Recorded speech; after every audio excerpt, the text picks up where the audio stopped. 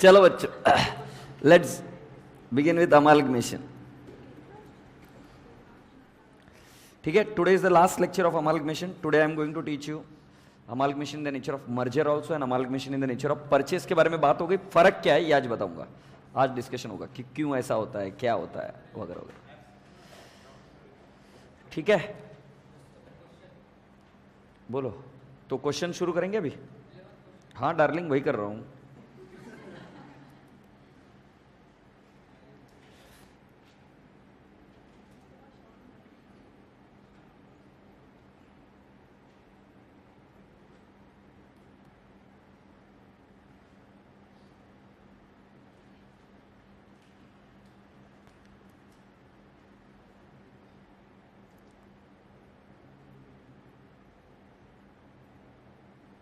Question number 11 ही तो था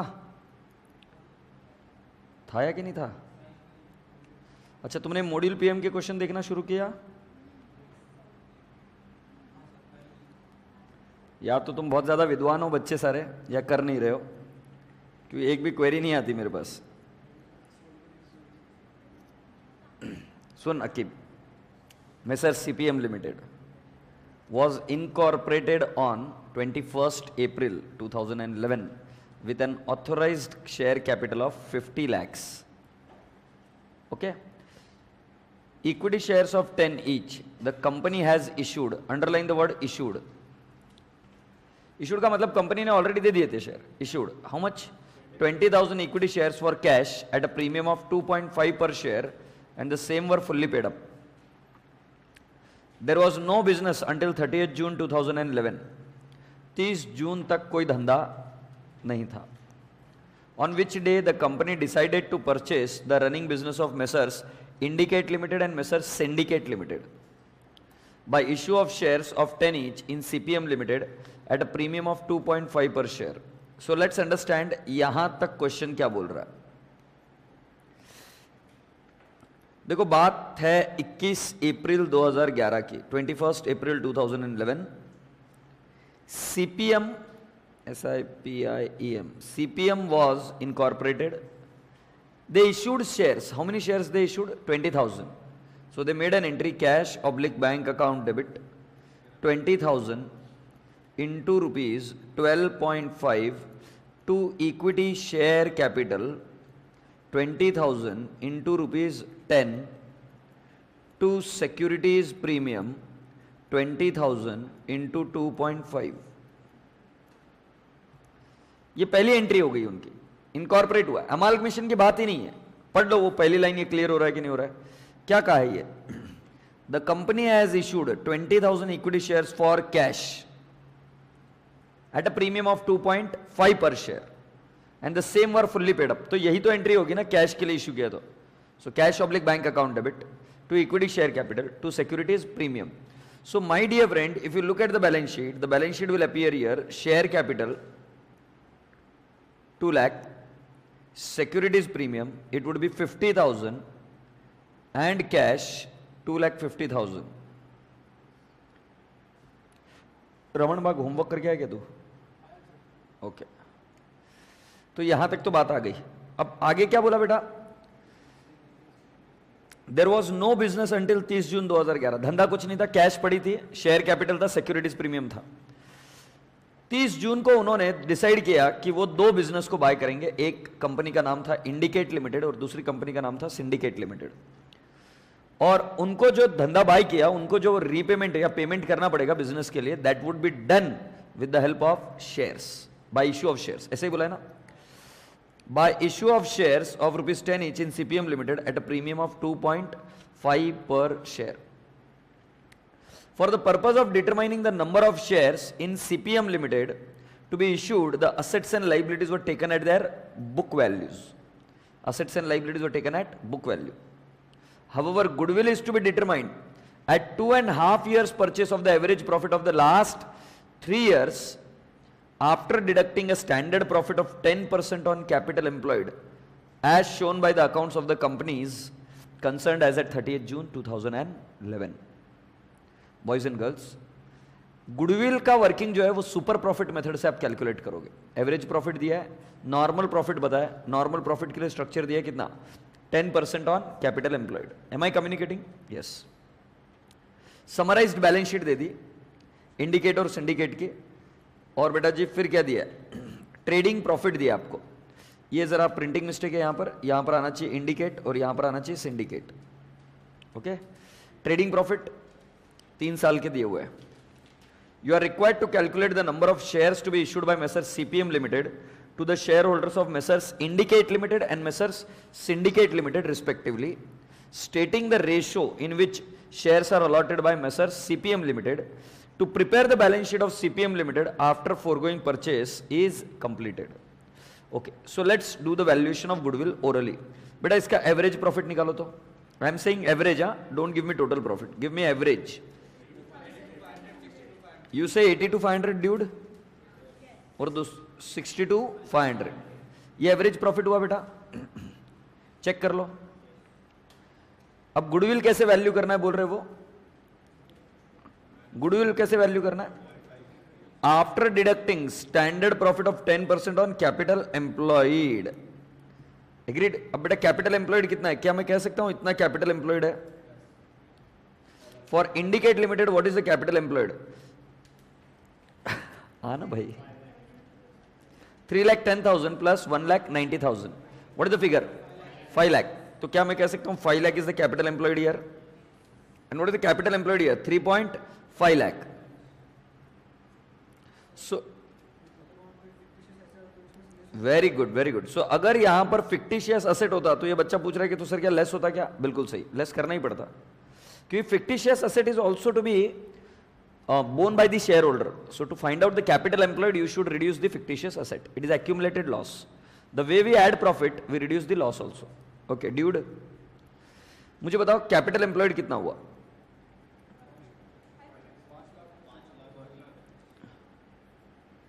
5 lakh and 3.5 lakh. Okay, so normal profit कितना होगा बेटा? At the rate of कितने percentage normal? 10%. तो normal profit is 50,000 and 35,000. सो बेटा जी एवरेज प्रॉफिट कितना दे रखा है तुमने जो निकाला था? कितना? 80 to 500 and 60 to 500. What is the difference? 80 to 500 minus 50,000। मुझे एवरेज प्रॉफिट कुछ अलग बोला हो याद आ रहा है। ठीक है, अब बताओ मुझे कितना आएगा? 30 to 500. This is the super profit and this is how much? 27,500. These are the super profit. Do you agree, dude? Yes, these are the super profits. अब क्या करते? इसको मल्टीप्लाई करते 2.5 के साथ, 2.5 के साथ। बताओ बेटा गुडविल कितना है?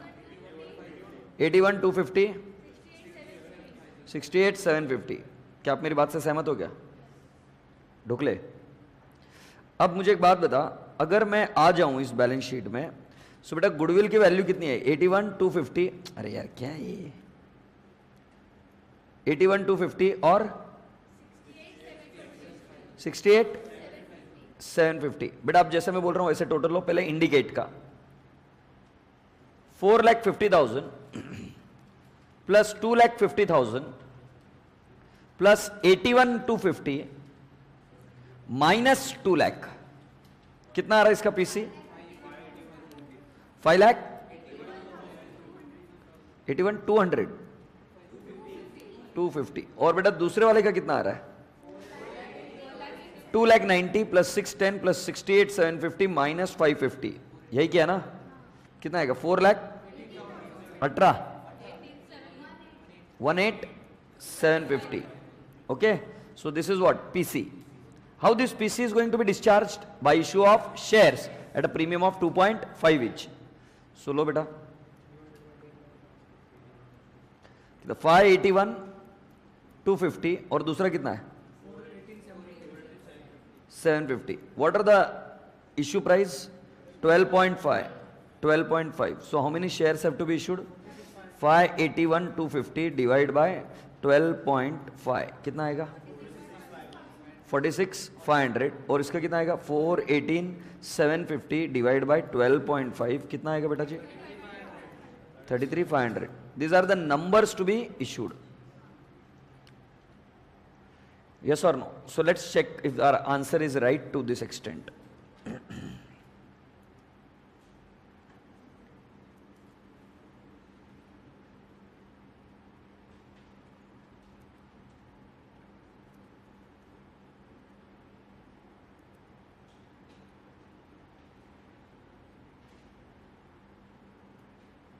Question number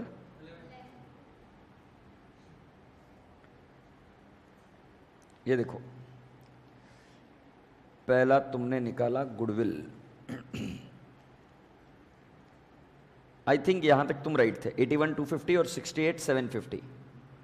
so you are able to calculate the goodwill. Goodwill कैसे निकाला? एवरेज प्रॉफिट सब्सट्रैक्ट किया क्या? Normal profit on what? Capital employed. Capital employed में क्या लेना पड़ता है? पी एंड एल अकाउंट भी लेना पड़ता है. और क्या सब्सट्रैक्ट करना पड़ता है? Fictitious asset. तो आपका गुडविल निकला. बेटा अभी calculation of PC, indicate limited और सिंडिकेट दोनों का हमने पीसी भी निकाला. इसमें सिर्फ एक ही एसेट ऐड होगी. कौन सी? गुडविल. बाकी की सारी एसेट कैसे लेना है और लाइबिलिटी कैसे लेना है? Book value. सो ये देखो, asset, goodwill, fixed asset, current asset, take the total, से yes, and then liabilities, current liabilities, then you take the total again. Agreed? A minus B आपका नेट एसेट है 581,250 and 4,18,750. यही आई थी क्या PC? बेटा what is the issue price? You are right, 12.5 and 12.5. So what are the number of shares to be issued? 46,500 and 33,500. बेटा इस question में और एक खास बात लिखी गई है. क्या बोला है? Calculate share exchange ratio. ये देखो पहला क्या है? Calculate the number of shares to be issued. ये तो निकाल दिया. आगे क्या बोला? Stating the ratio in which the shares are allotted by CPM limited. बेटा क्वेश्चन को इग्नोर नहीं करना. इग्नोर किया तो 2-3 मार्क कट जाएंगे इधर. क्वेश्चन में पूछा है कि शेयर एक्सचेंज रेशियो भी बताओ. जरा मुझे बताओ इसका शेयर कैपिटल कितना है? 3,10,000. एग्रीड? तो बेटा 3,10,000 डिवाइड बाय 10 कितने शेयर है? 31,000. और दूसरे वाले के शेयर्स कितने? 3,35,000 डिवाइड बाय 10 कितने? 33,500. सो बेटा इसके कितने रे बेटा? पहले वाले के कितने? 31,000. और इसके कितने? 33,500. तो क्या मैं बोल नहीं सकता इनके ऑलरेडी एग्जिस्टिंग 33,500 है तो इसको रेशियो कौन सा बनेगा? 1:1. बेटा इन दोनों को अगर मैं सिंप्लीफाई करूं तो क्या रेशियो बन रहा है? करो तो 31,000 इंटू 1.5. कौन सा रेशियो बन रहा है? 2:2. इसे 2:3 का वाला रेशियो बन रहा है. ठीक है, चेक कर लेते हैं. तो ये देखो existing number of shares, share exchange ratio 1.5. मैं वही तो बता रहा था. 31,000 इंटू 1.5 करो, कितना आ रहा है? 46,500. So can I not say that for every one share they are going to receive 1.5 share of what? Transferee. 1.5 share मिलेगा आपको किसका? ट्रांसफरी का. So the exchange ratio is 1.5. Agreed? That can also be stated as 2:3. For every 2 shares in transferor, you are going to receive how many shares? 3 shares in transferee. Is that okay? So the share exchange ratio is 1.5 and 1. Or you can also say 3:2 and 1:1. Can I go on?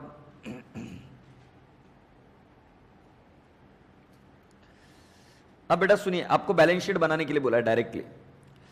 देखिए next question, next part क्या question का? Balance sheet. अब बेटा balance sheet बनाने के लिए मैं आपको थोड़ी सी ट्रिक देता हूं. Okay, always draft the balance sheet in question. कैसे बैलेंस शीट ड्राफ्ट होती है देखिए, मैं बताता हूं.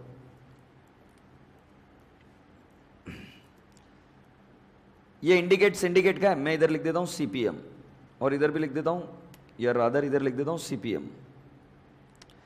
सो लाइबिलिटी साइड इस तरफ और असेट साइड उस तरफ. फिक्स्ड असेट कितना होगा बेटा?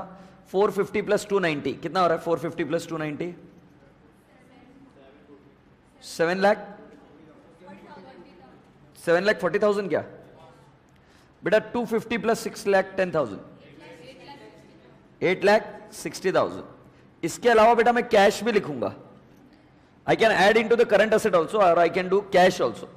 तुम्हें याद है क्या, मैंने एक बैलेंस शीट बनाई थी इधर, क्योंकि उस कंपनी को जब इनकॉर्पोरेट किया था आपने तो कैश इशू किया था। कैश कितनी? 2,50,000 और शेयर्स इशू किए थे, याद है? So can I not write down cash 2,50,000? और उसके अलावा गुडविल भी आई थी, दोनों की गुडविल मिलाकर बन गई 1,50,000। तो असेट साइड में क्या क्या बेटा देखो, 7,40,000 प्लस 8,60,000, 2,50,000 की कैश और गुडविल कितनी? 1,50,000। बेटा शेयर कैपिटल ये नहीं रहेगा, पी एंड एल अकाउंट भी ये नहीं रहेगा। शेयर कैपिटल मैं बताता हूं, पहले कितने इशू किए थे शेयर्स? यू से 20,000 और अभी कितने इशू किए? पहले वाले को इशू किए कितने बेटा? 41,500, 41,500 ना, सॉरी 46,500 और 33,500, दोनों के टोटल ले लो, 46,500 और 33, 80,000 प्लस पहले कितने इशू किए थे कैश के लिए? 20,000। सो टोटल कितना हो गया? 1 लाख। सो 1 लाख इंटू 10, 10 लैक्स क्या? 1 लाख इंटू 10। सिक्योरिटीज प्रीमियम कितना आएगा? 2,50,000। So I will write down securities premium यहां पर 2,50,000। बेटा क्रेडिटर्स की टोटल ले लो, 2 लाख प्लस 5,50,000, 7,50,000। जरा मुझे आप टोटल लेकर बताएंगे कितना होगा? 20 लाख। एग्रीड? जरा असेट साइड देख लो, 20 लाख से मैच हो रही है क्या? देख तो ले रहे हैं ना, लाइक कितना है? 7,40,000 प्लस 8,60,000 प्लस 2,50,000 प्लस 1,50,000, मैच हो रही है क्या? 20 lakhs. So have you understood the balance sheet tallies? So I hope you were able to do this question at home. Share capital देखो बेटा, एग्रीड? शेयर कैपिटल कितना है? 10 lakhs। ऊपर क्या है? Authorised. Reserves and surplus, securities premium 2,50,000, 1 lakh shares were issued, पहले 20,000 फिर 80,000। Current liability 750, total आया 20 lakhs। असेट में non current asset, fixed asset, tangible 740, intangible goodwill 890 and current asset cash and cash equivalent 20,000 into 12.5 250 और बचे हुए other current asset 8,60,000 that totals up to 11,10,000। Total कितना आएगा? 20 lakhs। Have you understood? Okay, so with this we are done with question number 11. Done? Okay, now shall we understand amalgamation in the nature of merger? Before I go and make you understand amalgamation in the nature of merger, I would like to retreat whatever I have said अभी तक। Merger के बाद अगर हमको समय मिलता है तो हम वापस जाएंगे और कुछ क्वेश्चन और सॉल्व करेंगे परचेस मेथड के, ठीक है? तो अभी आज देखिए मर्जर मेथड पढ़ा रहा हूं आपको, जरा ध्यान से सुनिए मर्जर मेथड क्या है। बेटा first rule number 1, what I am teaching you is method of accounting.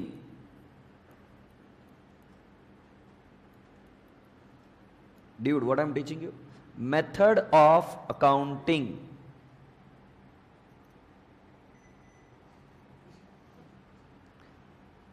मैं ऐसा कुछ नहीं सिखा रहा जादू टोना कि ये मर्जर होता है, ये अमाल्गमेशन होता है, ये स्वैप होता है, ये वर्टिकल अमाल्गमेशन है। तुमने ऐसे वर्ड और कहीं पर भी सुने होंगे।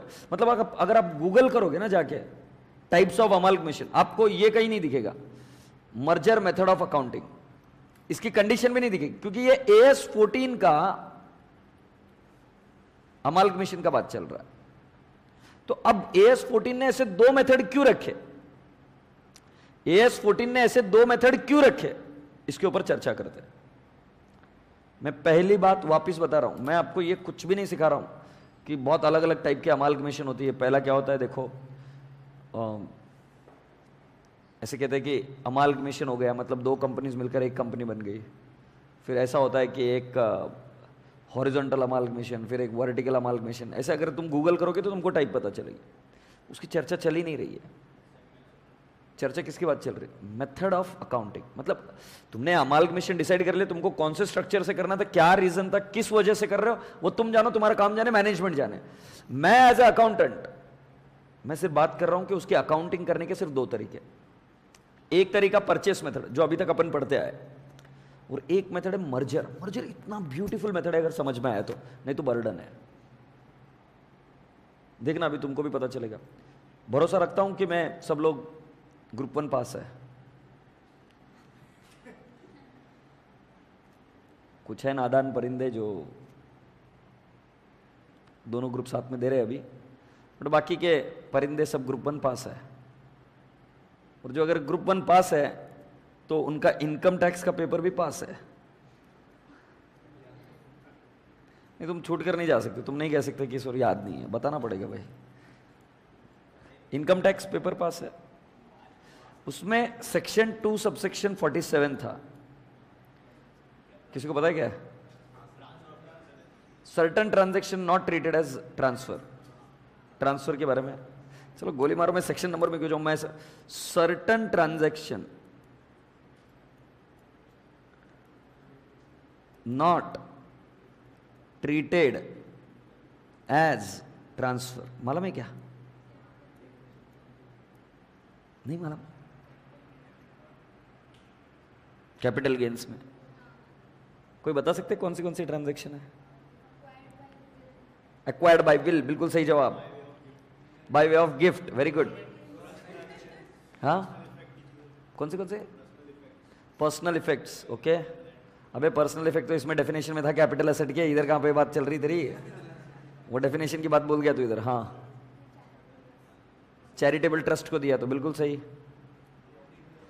थोड़ा सा इंटरेस्टिंग वाली चीजें बताओ ना, ये क्या छिछोरी वाली बातें बता रहे हो? हाँ, जब अमाल्गमेशन होता है, फिर वो अमाल्गमेशन पढ़ने के बाद में नीचे कुछ कंडीशन भी थी उसकी। चलो मैं बताता हूं ना तुमको, मैं बताता हूं। देखो, अगर हम ये पढ़ लेंगे ना सही से,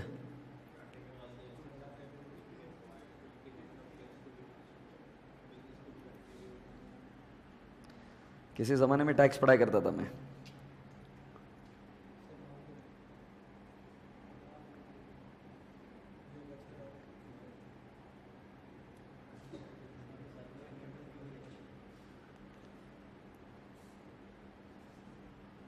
ये रहा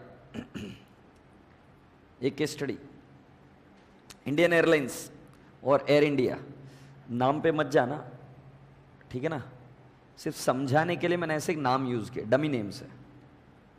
अमाल्गमेटेड and formed a new company, दोनों साथ गए। National Aviation Company of India Limited transferred their assets to amalgamated company in a scheme of amalgamation. दोनों ने, एयर इंडिया और इंडियन एयरलाइंस, ऐसे दो हुआ करती थी, पता है क्या तुम्हें? This transaction is not treated as transfer. Now comes the question why, but there are certain condition. What are the condition? Capital asset is transferred in scheme of amalgamation, okay. It is transferred by the amalgamating company, it is transferred to the amalgamated company, the amalgamated company is an Indian company, ठीक है। इसके अलावा भी और कुछ conditions है, और वो कंडीशंस क्या है पता है क्या तुम्हें? There are some more conditions. The conditions is that कि जो इसके नहीं, जो इसके शेयर होल्डर है और इसके भी शेयर होल्डर है, हाँ बिल्कुल सही, वो कंडीशन यहां पर मिसिंग है। जो शेयर होल्डर है, they should become share holder of this company also, 90% at least. जो शेयर होल्डर है, it should become the share holder of the new company also. अब इस कंडीशन के क्या मायने हैं जरा देखो। मैं प्रोप्राइटर हूं, मैं कौन हूं? प्रोप्राइटर। और मैं प्रोप्राइटर से मैं कन्वर्ट हो जाता हूं कंपनी में।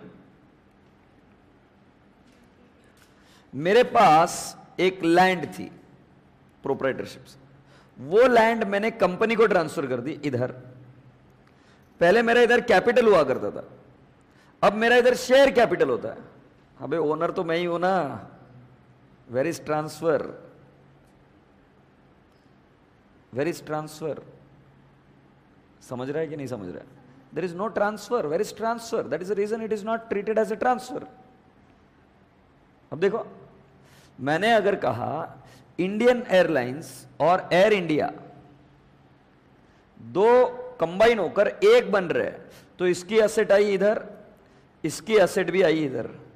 हाँ है नहीं? दोनों एसेट्स आ गई और लाइबिलिटीज भी आ गई। बेटा इधर तुम ओनर थे और इधर भी ओनर थे। अब ये इनको कैश नहीं मिल रही, इनको पेमेंट नहीं मिल रहा, इनको कैश नहीं मिल रही, रोकड़ा मिल रहा क्या? नहीं। ये क्या? इधर आया, इधर आया। इनको शेयर्स मिले इन न्यू कंपनी। अगर शेयर्स मिल गए तो both have become what? Owners. Is there a question of capital gain? No. It just that कि एक सेम ग्रुप ऑफ ओनरशिप के लोग, सेम ग्रुप ऑफ ओनरशिप के लोग वापस न्यू कंपनी में भी क्या बनते हैं? Owner. There is no question of transfer. Say yes. Agreed और नॉट? हाँ। मुझे एक बात बताओ, ओनर को कुछ पैसा एक्स्ट्रा दिया, या मान लो ओनर को हम कुछ भी पेमेंट करते हैं। वैष्णव जरा मुझे सोच के बताना, group 1 company final account, owner को कुछ पैसा दिया, तो पैसा कैसे देते वैष्णवी? हम ओनर को पैसा कैसे दे सकते हैं? कंपनी फाइनल अकाउंट आपको ओनर को पैसा देने के लिए कैसे अलाउ करता है? ओनर को कैसे पैसे देते हैं? बाकी कोई भी बता सकता है। By way of dividend. अभी ओनर को पैसा कैसे देते? By way of dividend. Dividend की एंट्री बोल डोकरे, डिविडेंड की एंट्री बोल। डिविडेंड पेबल की एंट्री क्या? P and L account debit to dividend payable, and dividend payable to what? Cash oblique bank. Logically you are making an entry reserve to cash oblique bank. नजरे से नजर नहीं मिला रहा कमीना आदमी। तो क्या एंट्री होती है? Reserve to cash oblique bank. क्या गलत बोला मैंने? सही तो बोल रहा हूं मेरे बच्चे। अब सुन मेरी बात सुन। क्या हुआ ना कि इधर की असेट्स और लाइबिलिटीज, 100 रुपए की असेट या 1000 रुपए की असेट और 300 रुपए की लाइबिलिटी, बराबर है? 1000 माइनस 300 डोकरी कितना होता? 700 मिलने को ना कि नहीं? इसको हमने दिया, ये ट्रांसफरर है, ये ट्रांसफरर है। इनके बुक वैल्यू के हिसाब से मिलने को ना 700, आई गेव हिम 800। तो किसको दे रहा हूं? ओनर को ही दे रहा हूं ना। इसीलिए amalgamation in the nature of merger में it is adjusted against reserve and it is not goodwill. अब समझा रिजर्व में क्यों एडजस्ट होता है? Because whom are you paying? You are paying the owner only. अभी मैं सभी कंडीशन एक साथ डिस्कस करूंगा आपके साथ, फिर समझेगा। अच्छा, मतलब ओनरशिप एक ही आदमी के पास है। Are you getting? यस। नहीं नहीं। अगर हम ओनर को कोई चीज एक्स्ट्रा पे कर रहे हैं, where I am going to debit? Reserves. Redeemed preference shares at premium, where did you debit? P and L account, reserves. Anything which is paid to the owner will be paid extra. In that case, it should be debited to what? Reserve. In merger method, the ownership is never transferred. Merger method of accounting बोल रहा हूं। गधड़े बच्चों ने तो फिर merger method of accounting. I am saying ownership is not transferred. Ownership transfer हुई है क्या? नहीं हुई है। वो पहले भी ओनर था, अभी भी ओनर रहेगा। देखो कंडीशन नंबर 1, कंडीशन नंबर क्या है? 1, all assets and liability should be transferred and it should be transferred at book value. Comes a question, why anyone will transfer at book value? तुझे कह दूंगा तेरा घर कितने में खरीदा? कितने में खरीदा? हाँ, अभी कितने में खरीदा ये बता। मान लो 5 लाख में खरीदा। मैं इसको जब था 1970s में 5 लाख में खरीदा, अब इसको बोल रहा हूं 5 लाख में दे दे देगा ये मुझे तब देगा जब मैं ओनर ही हूं। You understanding my point? जब हम दोनों एक है, तब मुझे देगा at cost, both the people are same, then you transfer it at cost. Otherwise, what is the question of transferring it at cost? At book value. No one is going to transfer it at book value. So, पहला condition क्या है? All assets and liabilities are transferred. What? At book value. तो बेटा क्या आप एक एक condition को पढ़ेंगे यहां से मेरे साथ? मर्जर मेथड में आओ.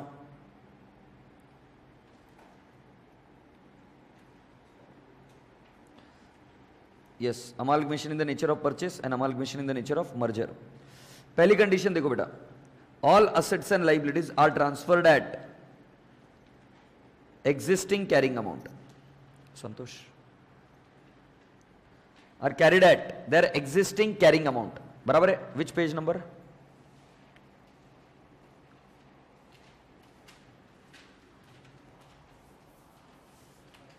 हाँ,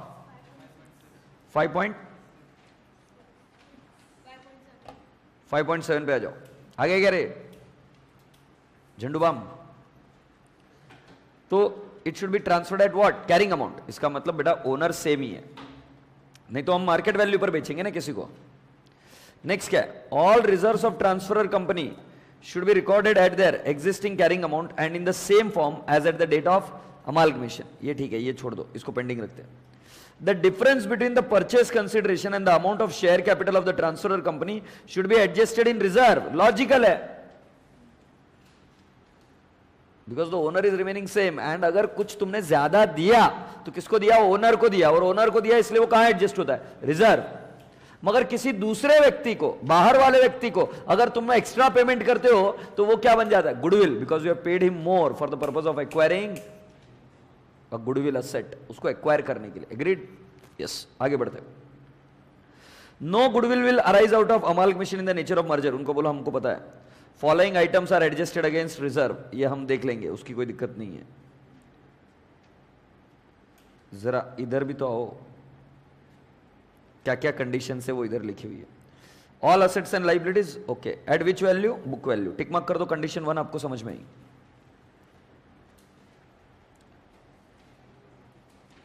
मिली क्या condition? Amalgamation in the nature of merger.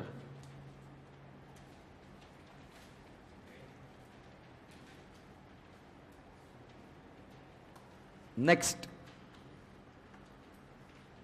नहीं मिल रही? देखो तो. अरे लिखी तो है यार, लिखा तो है यार, सब चीजें इधर लिखा हुआ है ना. 5.6 पर है ना? अच्छा, मेरे इधर इसमें डायग्राम में, तुमको डायग्राम अच्छा है मगर लिखी हुई बेटा. कितने शेयर होल्डर्स, उनके शेयर होल्डर बनने चाहिए? 90%. मतलब जो यहां पे ओनर था वो यहां पर भी क्या बनेगा? Owner. And PC can not be paid in cash. अगर मुझे कैश मिल गई मतलब मैं ओनर नहीं हूं, मैं एग्जिट, वो एंटर, वो मेरा ओनर बन जाएगा. एग्रीड और नॉट? बट यहां पर पीसी किस में दी जाती है? Not in form of cash, only in form of shares. तुम फील करो, देखो तुम आज ओनर हो तुम्हारे बिजनेस के, तुम अगर बेचना चाहते हो तो तुम क्या मांगोगे? कैश दो, मैं जा रहा हूं, exit. So that is one way. मगर अगर तुम यहां पर ओनर हो, तुम्हारे पास शेयर कैपिटल है, नई कंपनी में भी तुम्हें शेयर कैपिटल ही मिल रहा है, so you are again a owner in the new company. So that again I am trying to say 90% of the shares जो पुरानी कंपनी में थे वो सारे 90% इधर भी क्या बनने चाहिए? Share holder only. And PC should not be paid in form of cash. ये देखो, share holders of transfer company holding not less than 90% of the face value of equity share becomes the share holders of transfer company by virtue of amalgamation. तो इससे owner owner ही रहता है ना. आगे क्या? Consideration for amalgamation is paid in form of shares. Cash सिर्फ fractional share के लिए दी जाती है. कैश सिर्फ किसके लिए दी जाती है? फ्रैक्शनल. मतलब ऐसा बोला कि 3.2 शेयर. सो 0.2 शेयर तो नहीं दे सकते, तो 0.2 का कैश दे सकते हो, बट बाकी का सारा चीज कैसे दोगे? Shares in shares only. Next condition number 4,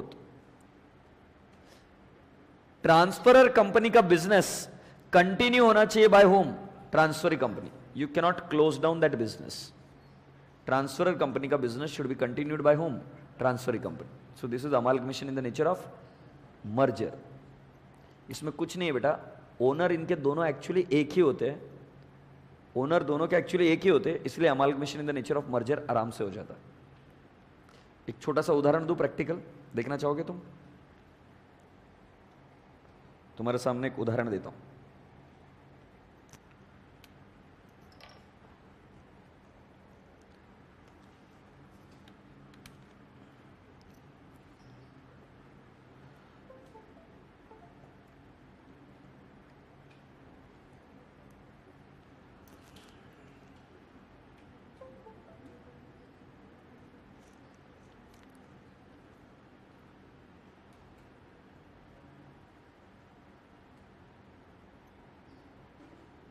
हो जा चालू।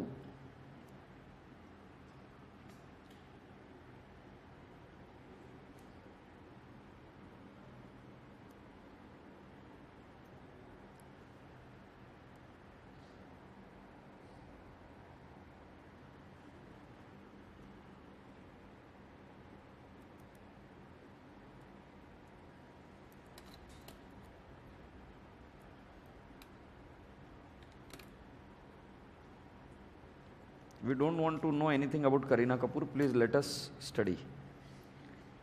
10 things you should know about Kareena Kapoor Khan. No, we don't want to know. अब देखो मैं क्या सर्च कर रहा हूं। दिलीप पेंडसे, अरे लिप, अरे ये क्या चालू हो गया?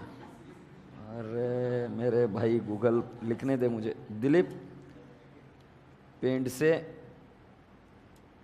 Tata finance. Dilip Pendse guilty of illegal trades. SEBI, The Hindu. SEBI bans former MD Dilip Pendse. 3 more entitles in 15 year. अरे ये क्या न्यूज चल रही है? SEBI bars Tata Finance ex MD Dilip Pendse from the market. ऐसे कुछ कुछ पढ़ने को मिल रहा है। अपने को विकिपीडिया देखना है इसका। आगे विकी डाल दूं तो आ जाएगा।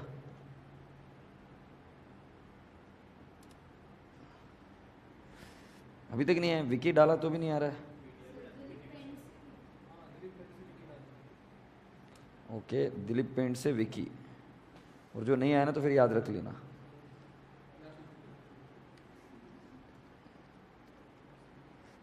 विकी, ओके। ये पुणे का ही बंदा है। फ्रॉड किया इसने। अरे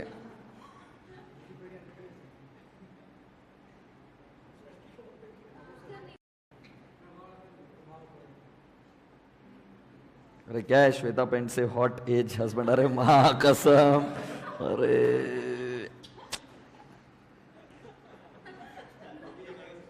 नहीं, आई थिंक मुझे ये बंद करना चाहिए। बेटा घर पे जाके देखना आप। दिलीप नहीं, विकीपीडिया। दिलीप पेंट से आ गया यार, विकी में रहना चाहिए।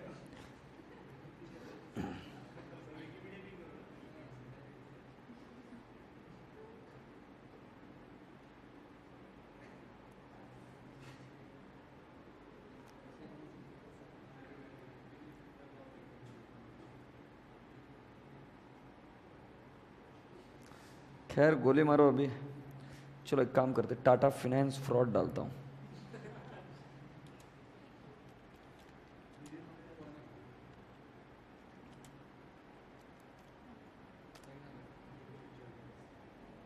सत्यम scandal, 2G scandal, Tata Communication, Tata group.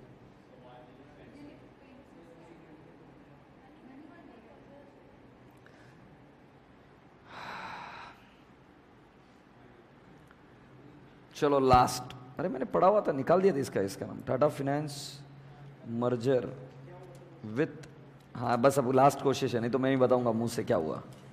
Tata Motors, अब तो आ जाए यार। हाँ ये रहा, 2005 की बात। उर्र माँ कसम, ये देखो ये भी रहा इधर। थोड़ा सा बैक ले लेता हूँ, ये धीरे धीरे ओपन होगी। ये रहा, merger of Tata finance limited with company of Tata Motors. सुनना चाहोगे क्या हुआ था? और इसमें मेरे हिसाब से amalgamation in the nature of merger use किया गया था।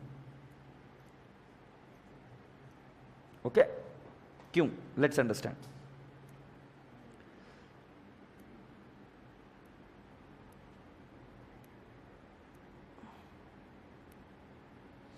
देखो, एक टाटा मोटर्स नाम की कंपनी थी, है अभी भी है। टाटा मोटर्स की जितनी भी गाड़ियां बिकती है वो लोन पर बिकती है। तो उन्होंने सोचा कि लोन पर गाड़ियां बेचना है, तो बैंक्स वगैरह कभी कभी लोन देते हैं, कभी कभी नहीं देते। अपन एक काम करते हैं, अपन ही अपना फिनेंस का बिजनेस शुरू कर देते हैं। तो उन्होंने फिनेंस का धंधा करने के लिए, क्योंकि गाड़ियां उनकी बिकती थी और खरीदने वाला लोन पर ही लेता था, तो बोलते कि लोन हमारी कंपनी दे देगी। तो उन्होंने एक सब्सिडरी बनाई, तो इन्वेस्टमेंट इधर आया और एक टाटा फाइनेंस नाम की कंपनी बनी, और इधर बना शेयर कैपिटल। ये 100% सब्सिडरी थी ऑफ टाटा मोटर्स। मतलब इसके सारे शेयर्स किसके पास है? टाटा मोटर्स करते हैं। इधर एक व्यक्ति था जिसका नाम है दिलीप पेंडसे, ये इसका एमडी था, पुणे का ही। इसने कुछ फ्रॉड किया। फ्रॉड क्या है, उसने कोशिश तो अच्छी की थी बेचारा, मगर फंस गया। उससे गलत काम हो गया, फ्रॉड हो गया। अब क्या हुआ कि फ्रॉड हो गया तो इस कंपनी की वैल्यू डायरेक्टली बन गई लगभग मतलब आपका इधर मान लो शेयर कैपिटल है 600 करोड़। अब ये कंपनी डूबती नगार पर आ गई, क्योंकि इसको अभी संभालने वाला कोई नहीं, क्योंकि इसमें फ्रॉड हो गया और सारे इन्वेस्टमेंट जो थे इधर वो सब फर्जी निकले। कुछ कोर एक्टिविटी भी थी मगर कुछ एक्टिविटी फ्रॉड भी निकली। अब ये कंपनी अकेली नहीं संभल सकती। अब इसका ओनर कौन है? टाटा मोटर्स। टाटा मोटर्स ने बोला कि सारा 600 करोड़ रुपए का वैल्यू पूरा डूब जाएगा, इससे अच्छा इस कंपनी को मैं मर्ज कर लेता हूं इसके अंदर। समझ में आ रहा है? उनका कहीं पर भी पर्पस ये नहीं था कि वो कोई धंधे को बाय कर रहे। अबे इधर भी ओनर वही है ना, और इधर भी ओनर वही है। इधर in a form of share holder, here they will get shares here. अरे हाँ ना, इनके सारी एसेट्स और लाइबिलिटीज ले लेंगे और उनको क्या मिल जाएंगे? Shares in Tata Motors. So beta, when the owner is same, generally what you follow is amalgamation in the nature of merger. इसकी सारी एसेट्स बुक वैल्यू पर इधर आई, सारी लाइबिलिटीज कौन सी वैल्यू पर आई? बुक वैल्यू पर। Are you getting my point? So तब आप कौन सा मेथड यूज करते हो? Amalgamation in the nature of merger. Are you getting my point?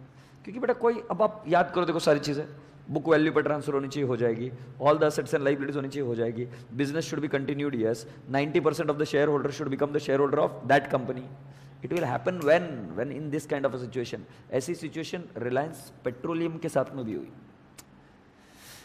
Reliance petrol pump आपने देखा? This is a subsidiary of Reliance industries.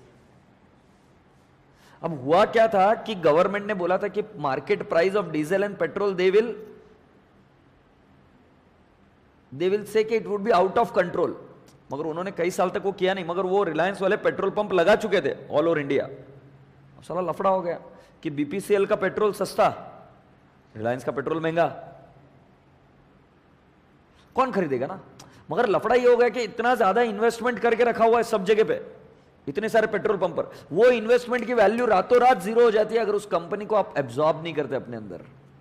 अब बड़ी कंपनी है तो बड़ी कंपनी में ढक गई वो चीजें, बड़ी कंपनी में चीजें आ गई, वो उस इन्वेस्टमेंट को इधर ले लिया। Now that investment had started yielding the fruits.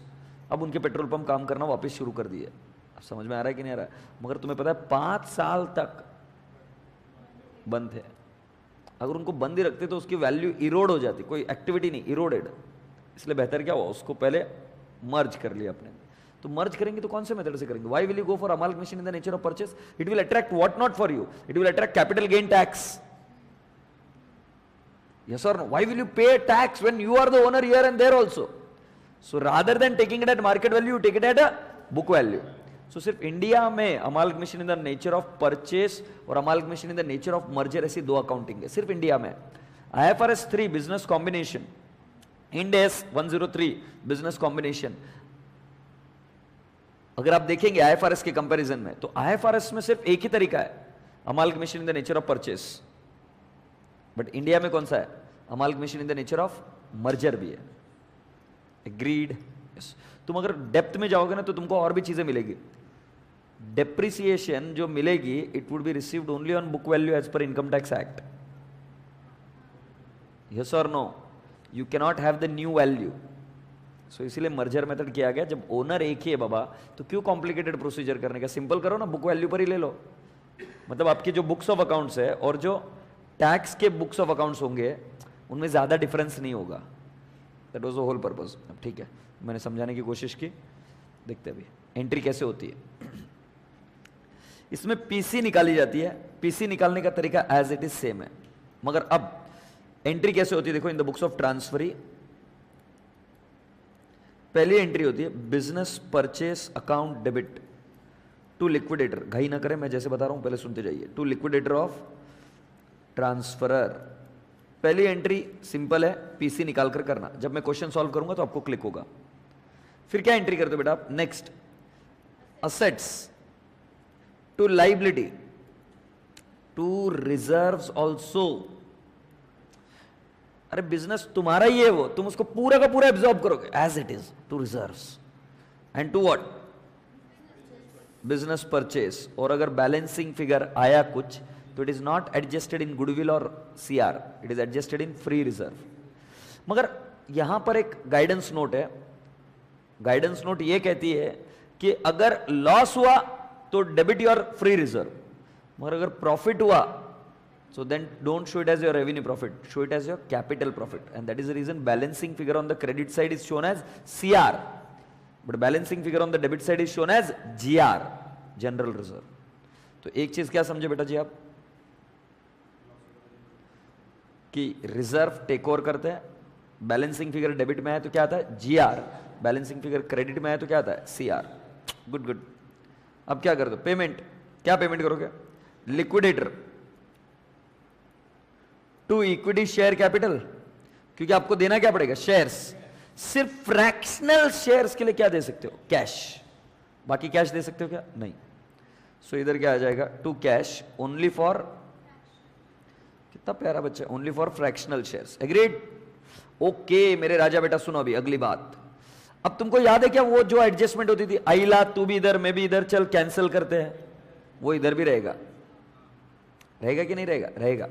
तुम्हें याद है क्या वो स्टॉक वाली एडजस्टमेंट, वो इधर भी रहेगी. मतलब फर्क किधर है मेरे भाई मेरे बच्चे? एक बुक वैल्यू पर लो, दूसरा रिजर्व को लो, तीसरा अगर बैलेंसिंग फिगर डेबिट में आया तो क्या? GR. बैलेंसिंग फिगर क्रेडिट में आया तो क्या? CR.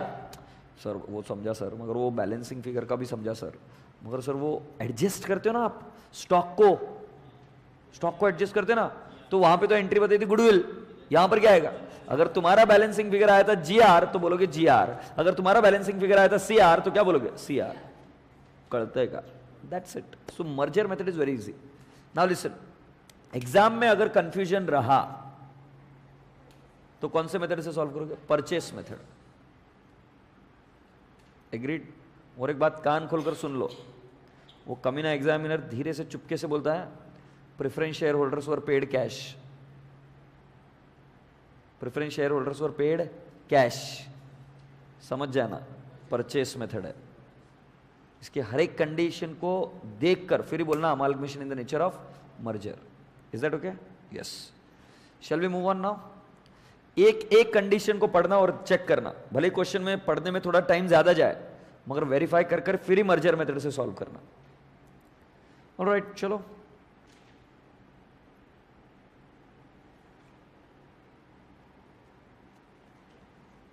क्वेश्चन नंबर 1 के पास आ जाओ.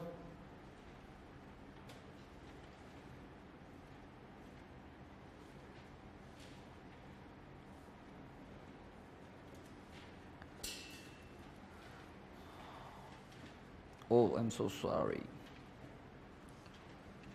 पढ़ो. The following are the balance sheet of P Limited and V Limited as at 31st March 2011, rupees in lakhs. You have got equity share capital, fully paid shares of 10 each, securities premium, foreign project reserve, GR, P&L account, 12% debenture, bills payable, creditors and sundry provisions. You have got building, plant and machinery, furniture, stock, debtors, cash at bank, bills receivable, and cost of issue of debenture. Cost of issue of debenture highlight karo is not an asset. I said all assets and liabilities should become what? Assets and liabilities of transferring company. Cost of issue of debenture is not an asset. It is a fictitious asset, right? All the bills receivable held by V Limited were P Limited's acceptance. हम last में देखते हैं adjustment because this is a common date. आगे बढ़ते. On 1 April 2011 P limited took over V limited. P को underline करके लिखो transferee, V limited को अंडरलाइन करके लिखो ट्रांसफरर.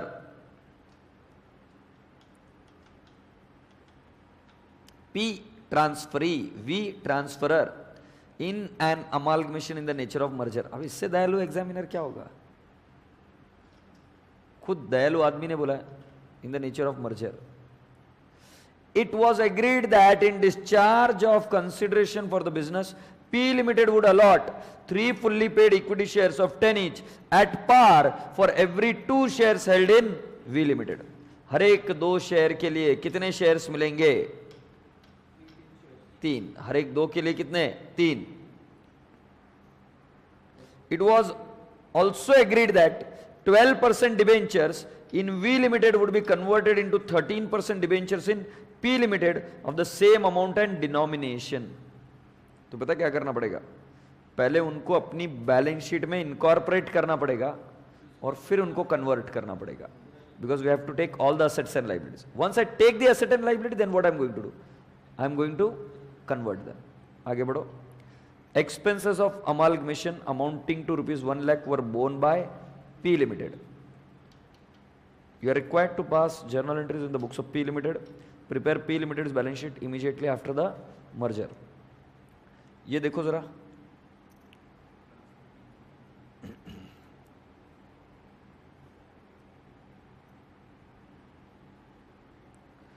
ये the Tata finance Tata Motors merger ratio 12.5:1. मतलब टाटा फाइनेंस के 12.5 शेयर के लिए टाटा मोटर का कितना शेयर मिलेगा? 1. ये कैसे डिसाइड करते होंगे? इंट्रिंसिक वैल्यू के लिए. कितने प्यारे बच्चे. तो अब मेरी बात सुनो, तुम डेवलप होना चाहते हो ना मेंटली. बेटा अगर तुम्हें बोला गया कि amalgamation in the nature of merger, बोलेगा एग्जामिनर एकदम अमालगमेशन इन द मर्जर से सॉल्व करो, और फिर वो कमीना आदमी धीरे से बोलेगा कि लैंड एंड बिल्डिंग की वैल्यू है ना 4 लाख से बढ़ गई है, प्लांट एंड मशीनरी की 3 लाख से बढ़ गई है, और क्या बोलते हैं डेटर्स में आरडीडी है, फिर वो इन्वेस्टमेंट खराब है, वर्थलेस है.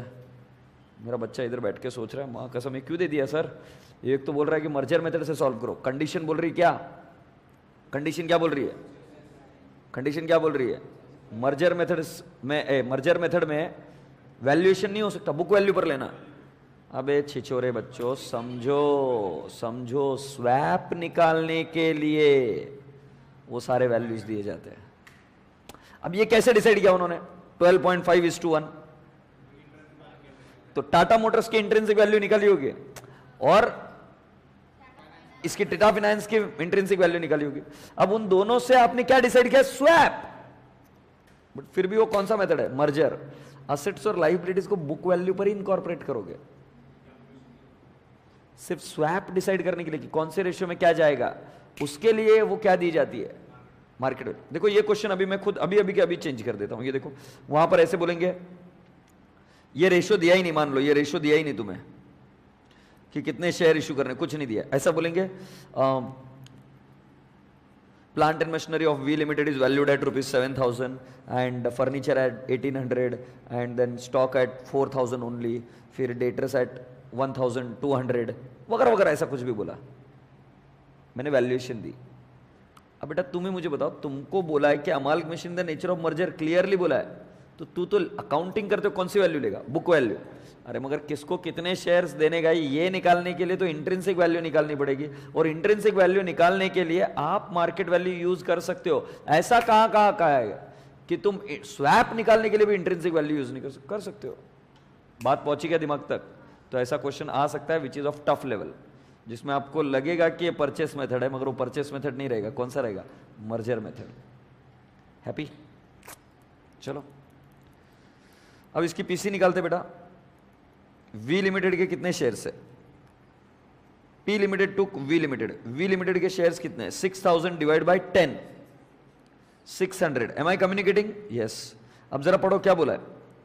P limited would allot 3 fully paid equity shares of 10 each at par for every 2 shares held in V Limited. So can I not say 600 divided by how much? 2. Because for every 2 कितने? 3 at par कितना? 10. 9,000. So the PC is what? 9,000. Am I communicating? Because what is the definition of the PC? Anything which is given to the shareholders of transferor company. And transferor company कौन है? We limited. V limited को 6000 की जगह पे कितना मिलेगा?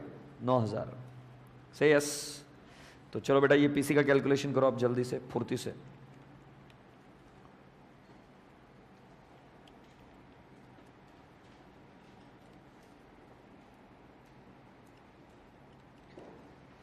लिखो calculation of PC.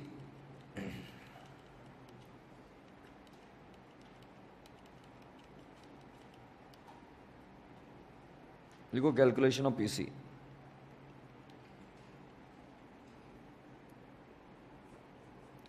पहले को shares in transferor 600, share exchange ratio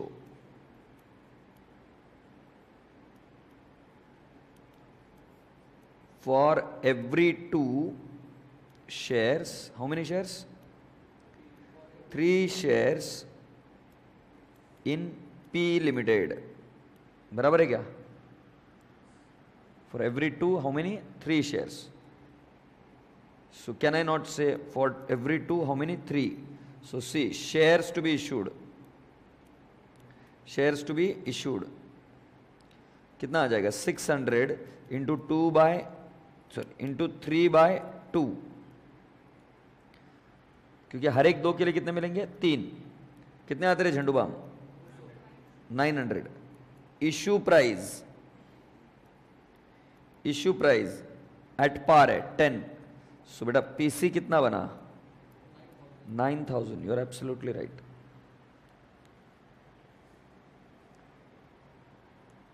make the first entry. Make the first entry.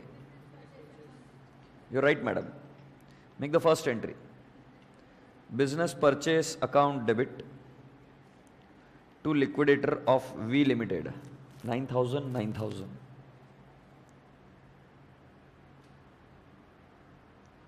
ठीक है बेटा. Now I am requesting you to make the second entry. You have to make the second entry as what? What are the names of the assets? What are the names of the assets?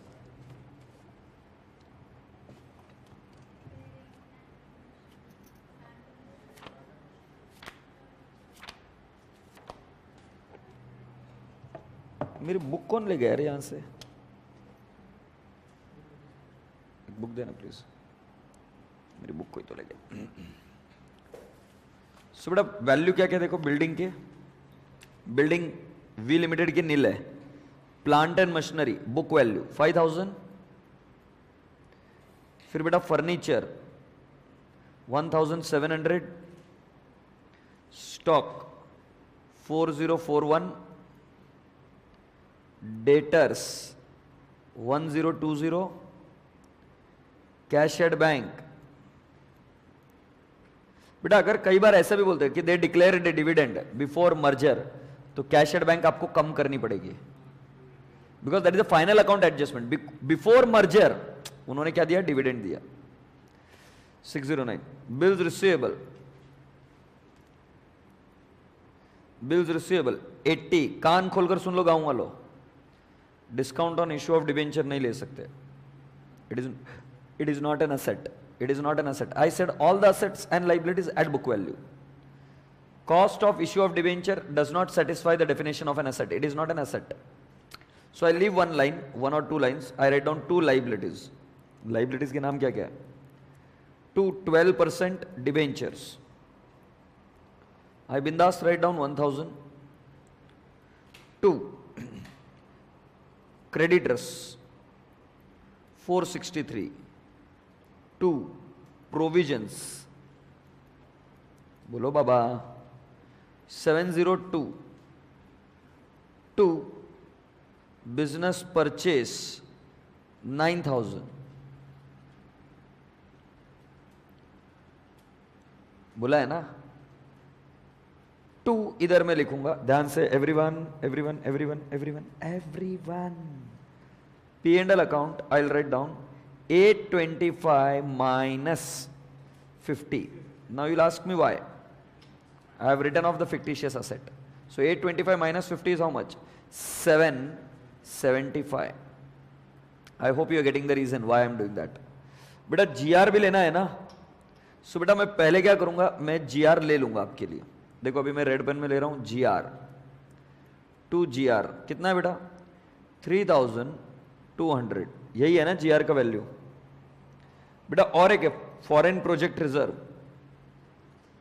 अभी ये black pen में लिखते हैं, GR वाला balancing figure होता है, तो 2 foreign project reserve कितना है बेटा, नहीं बताएगा, 310। ठीक है ठाकुर साहब, इसके अलावा और कोई एसेट है क्या? नहीं। चलो अब मुझे बताओ बैलेंसिंग फिगर कितना आएगा।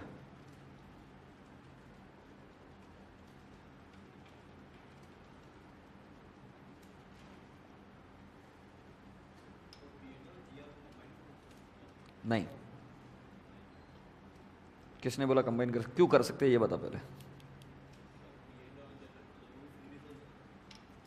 एज इट इज लो 3000 डेबिट साइड में आ रहा है क्या? रसगुल्ली ध्यान दे, ढोकली ध्यान दे, ढोकली ध्यान दे, सीपीटी वाली है। बैलेंसिंग फिगर डेबिट में आ रहा है क्या? मैं देखो इधर ही इसी एंट्री में लिखूंगा GR, कितना GR लिखूंगा 3000। मैं तुमको बेहतर तरीका बता रहा हूं ना, इसको GR को 3000 लिखने की जगह पे क्या इसको 200 नहीं लिख सकते क्या? देखो सोचो कितना बड़ा येड़ा बोलेंगे। डेबिट में GR लिखा, क्रेडिट में भी क्या लिखा GR, तो इसलिए मैं उसको बैलेंसिंग फिगर क्या लिख रहा हूं 200 GR। से यस, सभी तक ये बात पहुंच गई क्या?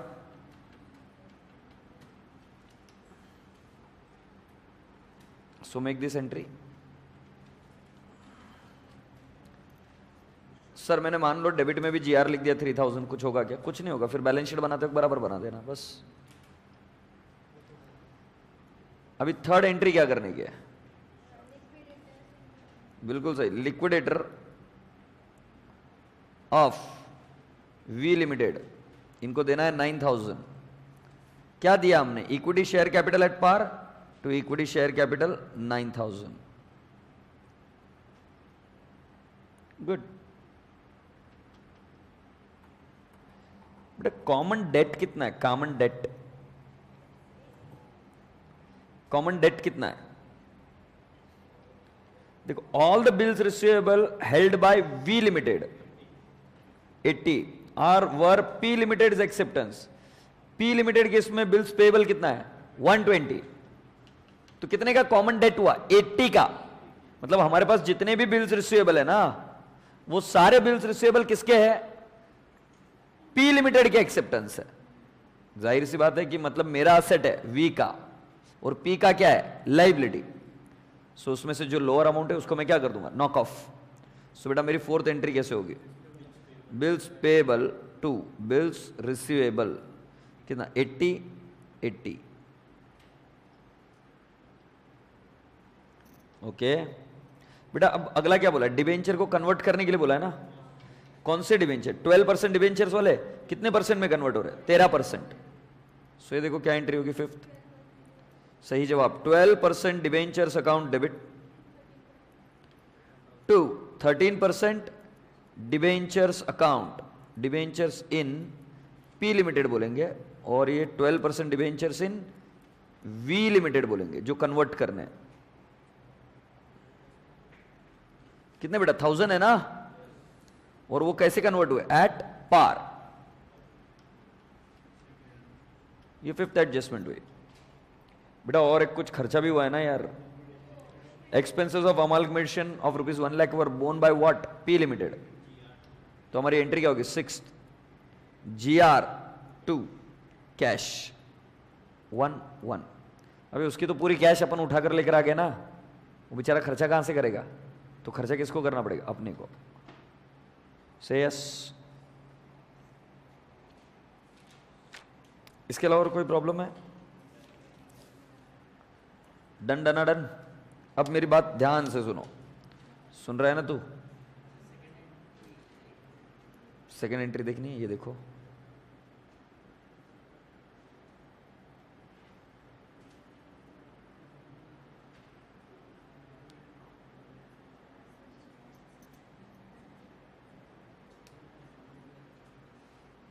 डन।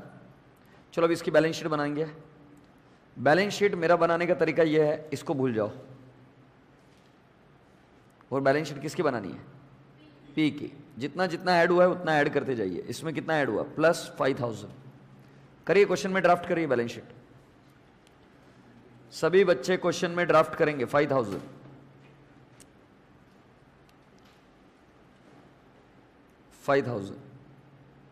बेटा फर्नीचर कितना? 1700 ऐड। स्टॉक कितना? 4041। फिर डेटर्स कितना? 1020। बेटा कैश एट बैंक कितना? ऐड 609 -1।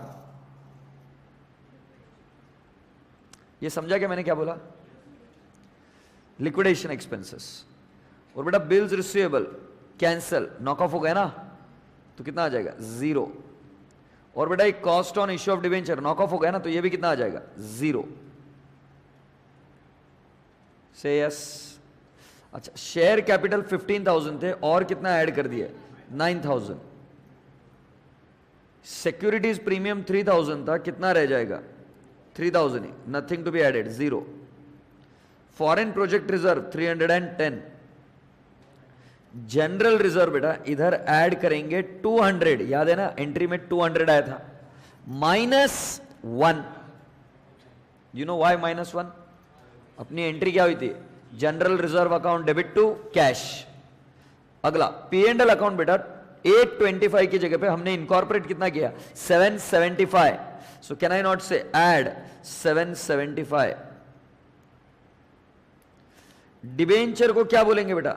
12% को काट कर बोलेंगे 13%। कितना बोल देंगे? 1000। बिल्स पेबल 120 कैंसिल हो जाएगा 80 से, कितना बच जाएगा? सिर्फ 40। रिवाइज्ड वाला फिगर कितना है? 40 ना।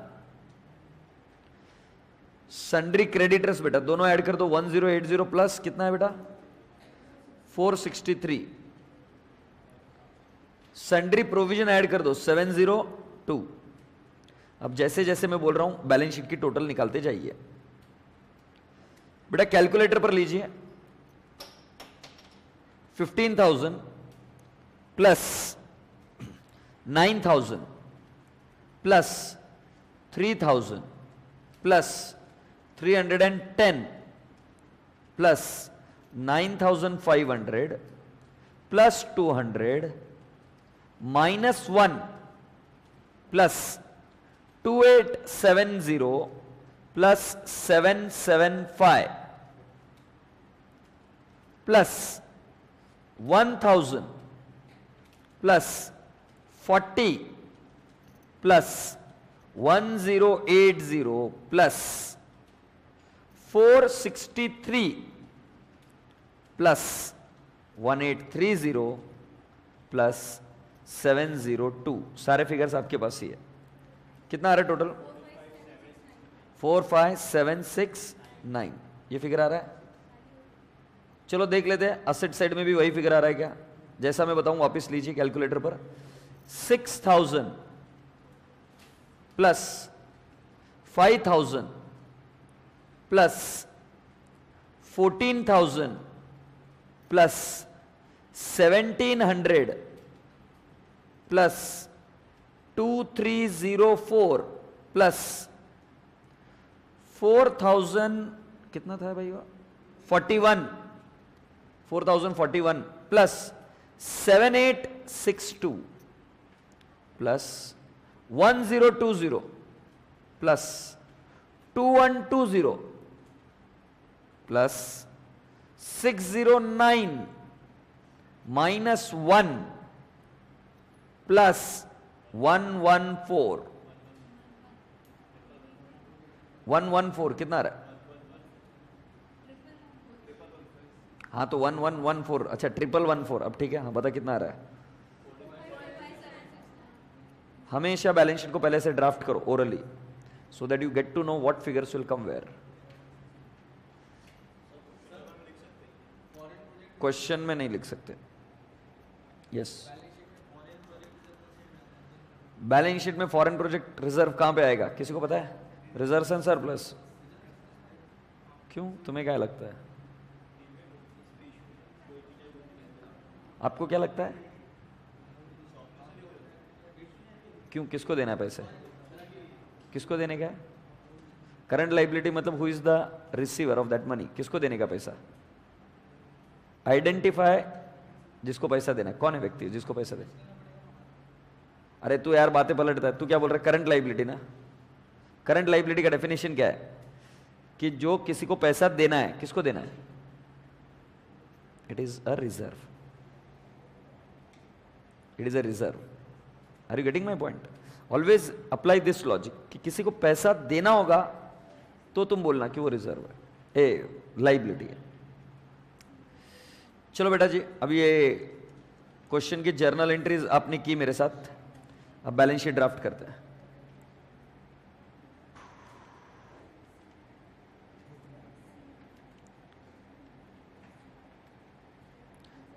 चलो, share holders fund, share capital, जल्दी से बैलेंस शीट ड्राफ्ट करो। पहले शॉर्ट में ड्राफ्ट करनी है बेटा। बाकी अपेक्षा रखता हूं कि ग्रुप 1 में आपने बैलेंस शीट का फॉर्मेट सही से सीखा है।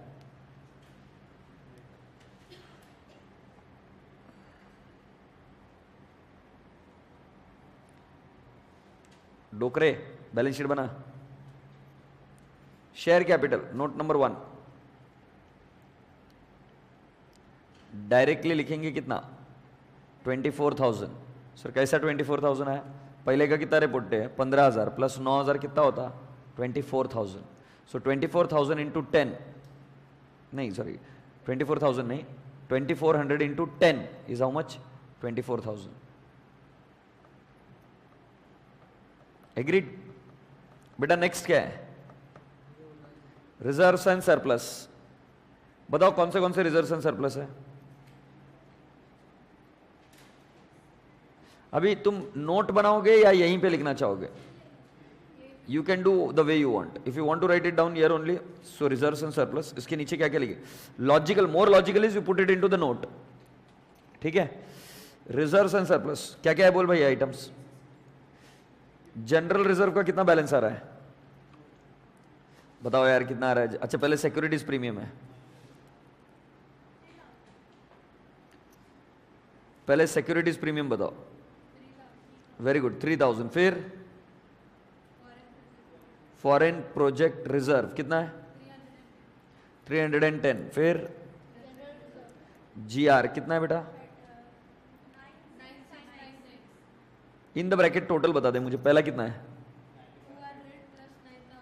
200 प्लस 9,500 माइनस 1 कितना? 9699। सही है ना? और कोई रिजर्व है क्या? पी एंड एल अकाउंट का कितना आएगा बेटा? इन द ब्रैकेट बता। 775 प्लस 2870 कितना आ रहा है? 3645। और कोई रिजर्व बेटा? टोटल देखो, इसकी टोटल कितनी आ रही है? 16654। 16654 इज द कॉल। तो मैं आपको दिखाई देता हूं 16654। ये सिक्योरिटीज प्रीमियम, ये इतना, ये इतना, 16654 इज द राइट आंसर। बराबर है ना? ये हम डायरेक्टली इधर लिखेंगे 16654। तुमने ब्रेकअप उधर ही दे दिया। अच्छा, अगला आइटम क्या आएगा बेटा? Non current liability. कौन सी नॉन करंट लाइबिलिटी है? Very good, long term borrowings 13% debentures 1000। फिर current liabilities, very good. Trade payables है, उसमें कितने हैं? मतलब ट्रेड पेबल के अंदर बिल्स पेबल कितना आएगा? 40। और क्रेडिटर्स कितने हैं? मतलब trade payable 1080 plus 463 9 1543। And short term provision में कौन सा आएगा बेटा जी? Sundry provision 4115।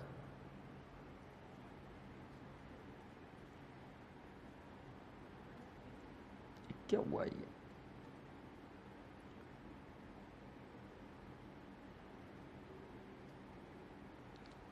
ये किसकी टोटल है? 2532।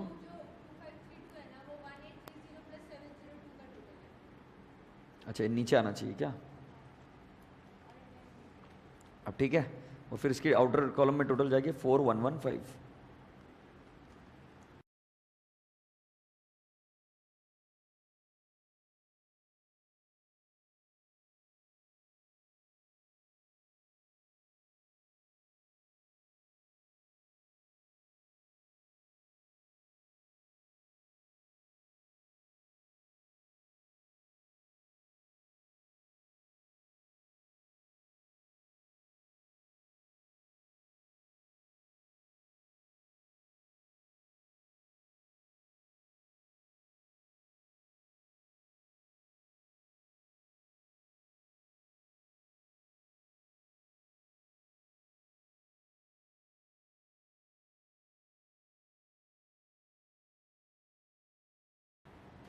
अच्छा, इसके बाद में क्या करेंगे अभी? Asset side, non current asset, fixed asset, tangible. आप चाहो तो ब्रेकअप वहां पे लिख सकते हो। लैंड एंड बिल्डिंग, बताओ बेटा क्या क्या ब्रेकअप लिखूं? टेंजिबल असेट का ब्रेकअप बताओ क्या क्या है? लैंड एंड बिल्डिंग बताओ कितना है? 6000। अगला प्लांट एंड मशीनरी कितना है बेटा? 19000। और फिर अगला 4004।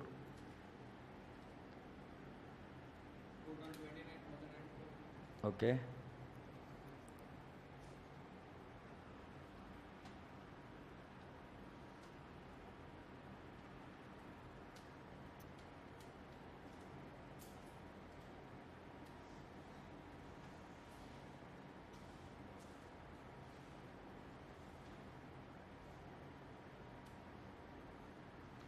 what are the next few items?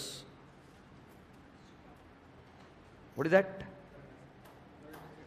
Current asset. Shall I show you the current assets now? इसकी टोटल कितनी आ रही थी बेटा? 29,000 29,004 ये आया ऐसे।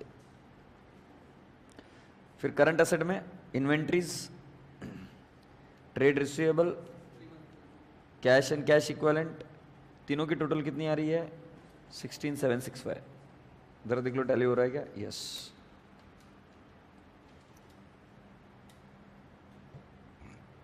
कहाँ किया बता? Good good.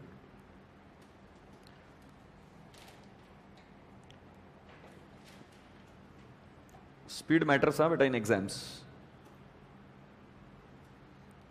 Speed matters.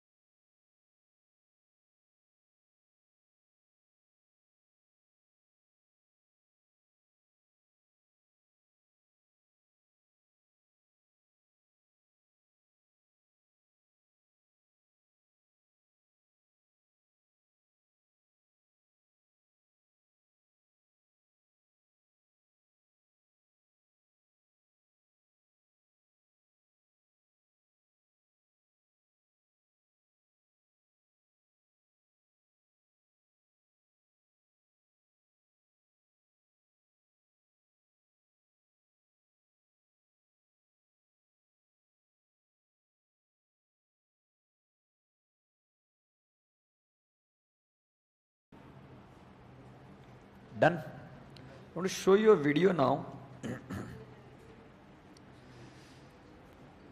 I want to show you some video.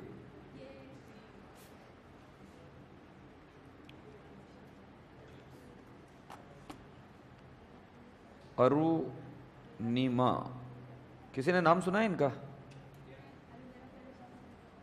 Arunima Sinha. हाँ हाँ बता. ढोकले. So let me share a story with you. What happened?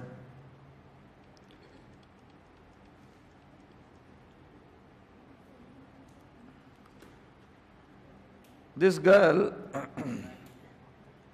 wanted to have job in CISF.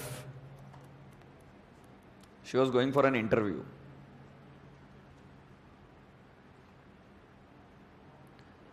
And when she was going for an interview in a train, some of the thieves wanted to take her bag and her chain. तो उसकी उनके साथ fight होती है और उस fight में उसको धक्का दे दिया जाता है ट्रेन से. She falls on the other track. There is a train coming from the other side. And she loses her leg. One leg. She lost her one leg. Now that is not something which is important. पैर गया. When she is in the hospital in Delhi, the stories of 2011, she says to the God, God, आपने मुझे बचाया तो कोई तो कारण होगा, अब मैं मेरे जीवन को सार्थक बनाऊंगी. And then she decides that I am going to climb the Everest. An amputee throughout the world, she became the first Indian to climb the Everest. She gives call to the B.P. Chandra Paul. She was the first woman to climb the Everest, Indian woman. Now she is Indian woman and the first in the world who is an amputee, जिसका पैर cut गया, to climb Everest. It's not what happens to us, it's what we do with that.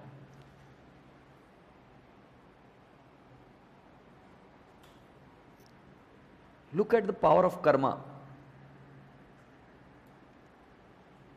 She did not have a leg, but mentally she is strong. She decides she is going to do it and she does it. I'll give you further, not one. She has climbed all the 8 highest peak in the world.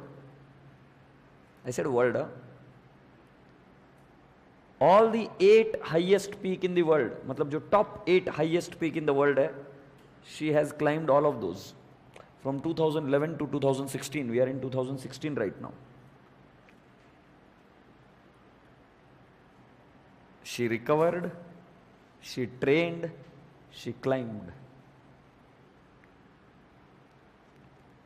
So, I'm just sharing that video with you.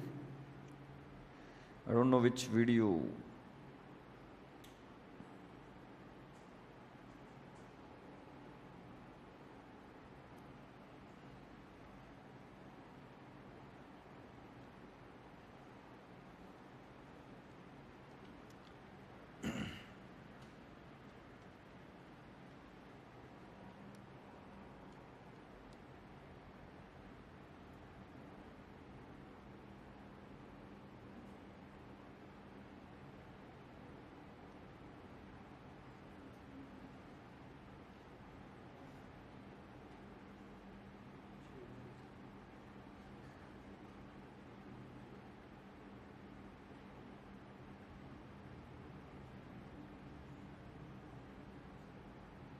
नहीं play होगा. चलो गोली मारो, घर पर देखना भी आप.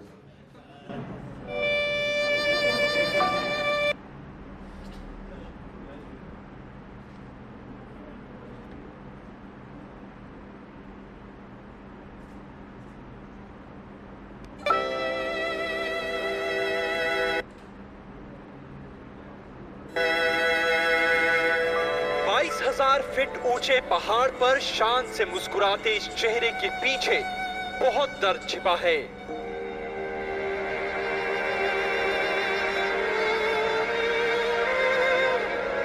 इतना कि हम आप जैसे आम लोग शायद ही इसे बर्दाश्त कर पाते।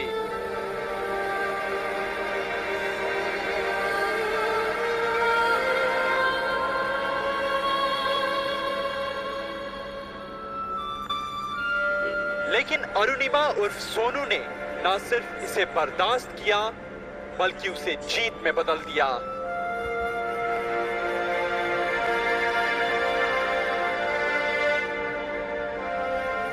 एक्चुअली लोग होता क्या कि हमारा जो भी इस तरीके के होता कि ये हमारा मेंटली होता है कि हम मेरा पैर नहीं, हम नहीं जा सकते। एक बार गोल तो बनाओ, एक बार गोल बनाओ, एक बार लक्ष्य बनाओ और कुछ कर गुजरने की ताकत रखो। और कहते हैं कि जब जो हमारी कमजोरी है उसको ताकत बना लो और सिर्फ एक कदम बढ़ाओ। एक कदम आप एक कदम बढ़ाओगे और खुद ब खुद अपने आप रास्ता बनता चला गया। सो मेरे साथ भी वही हुआ। अरुणिमा राष्ट्रीय स्तर की फुटबॉल और वॉलीबॉल खिलाड़ी थी। दो खेलों में बराबर की महारत बताती है कि वो कितनी काबिल रही होगी। लेकिन वक्त ने लखनऊ की 26 साल की इस बिटिया की जिंदगी बदल कर रख दी।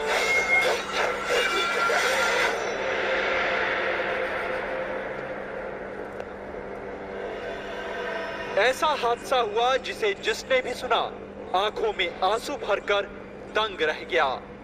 10 अप्रैल 2011 की काली रात जब वो लखनऊ से नोएडा मैच खेलने जा रही थी, तभी पद्मावत एक्सप्रेस में उसके साथ चेन छिनतई की कोशिश हुई। अपराधियों से भिड़ने में अरुणिमा कामयाब रही, लेकिन जीत नहीं सकी और उन अपराधियों ने उसे ट्रेन से ट्रैक पर फेंक दिया। ट्रैक पर अरुणिमा रात से सुबह तक पड़ी रही और करीब 49 ट्रेनें उसे कुचलती रात भर पार होती रही। ऐसा दर्दनाक हादसा जिसमें बच जाना असंभव था, असंभव।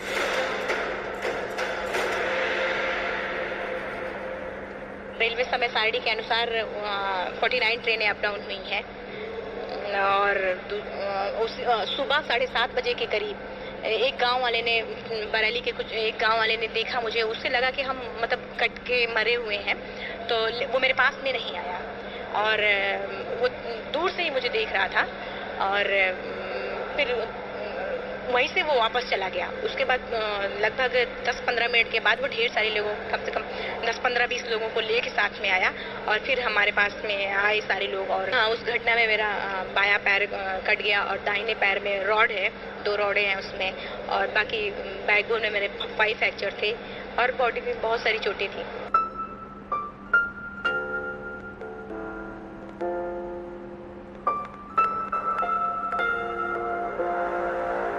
लेकिन ये हादसा हादसों की शुरुआत थी। ट्रेन ने अरुणिमा को एक रात कुचला, व्यवस्था ने कई दिन तक। पूरा देश अरुणिमा को देखकर सन्न रह गया था, लेकिन खेल मंत्रालय 25,000 रुपए की भीख देता रहा। सोनू ने अपनी सफलता के सारे तमगे मंत्रालय को लौटा दिए और जिंदगी और मौत के बीच जंग लड़ती अरुणिमा को लगने लगा कि वो मंत्रालय के सामने भिखारी बन गई है। लड़की के लिए भिखारी टाइप भीख देने के बराबर होती। लड़की के लिए भिखारी टाइप भीख देने के बराबर होती। लड़की के लिए भिखारी टाइप भीख देने के बराबर होती। इतनी बड़ी त्रासदी के बीच इंसान अपने पैर पर नहीं उठ पाता, पर यहाँ से अरुणिमा ने नई शुरुआत की। वो सपना देख लिया जिसमें उसके आगे की दुनिया छोटी लगने लगी और 22,000 फीट ऊंचे चामसेर चोटी से जब वो एवरेस्ट देखती है तो उसे सबसे ऊंचे पर्वत की ऊंचाई अपनी मुश्किलों से छोटी लगती है जिसे उसने जिंदगी में मात दी है। अरुणिमा की कहानी बताती है कि अगर आप दुनिया से लड़ने को तैयार हैं तो दुनिया आपके कदमों में होगी। So that was the point which I wanted to tell you, what happens to you is not important. What you do with what happens, what is your goal will matter, and it will matter a lot.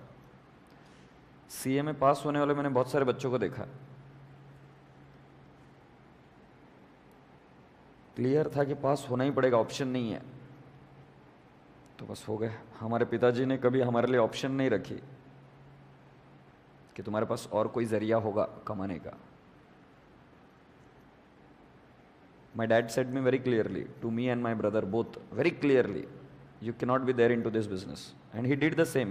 Objective was very clear. He never allowed me to be there in the shop, except for Diwali. He had whatever reasons. He never allowed me and my brother. My brother is a senior software engineer with SAP. I am a chartered accountant. Never gave us an option. His goal was clear. I made my goal clear and we achieved it. My brother also achieved it. Goal clear rakho. Things are easy, I guess. More easy. अब एक question जो हमको करना है,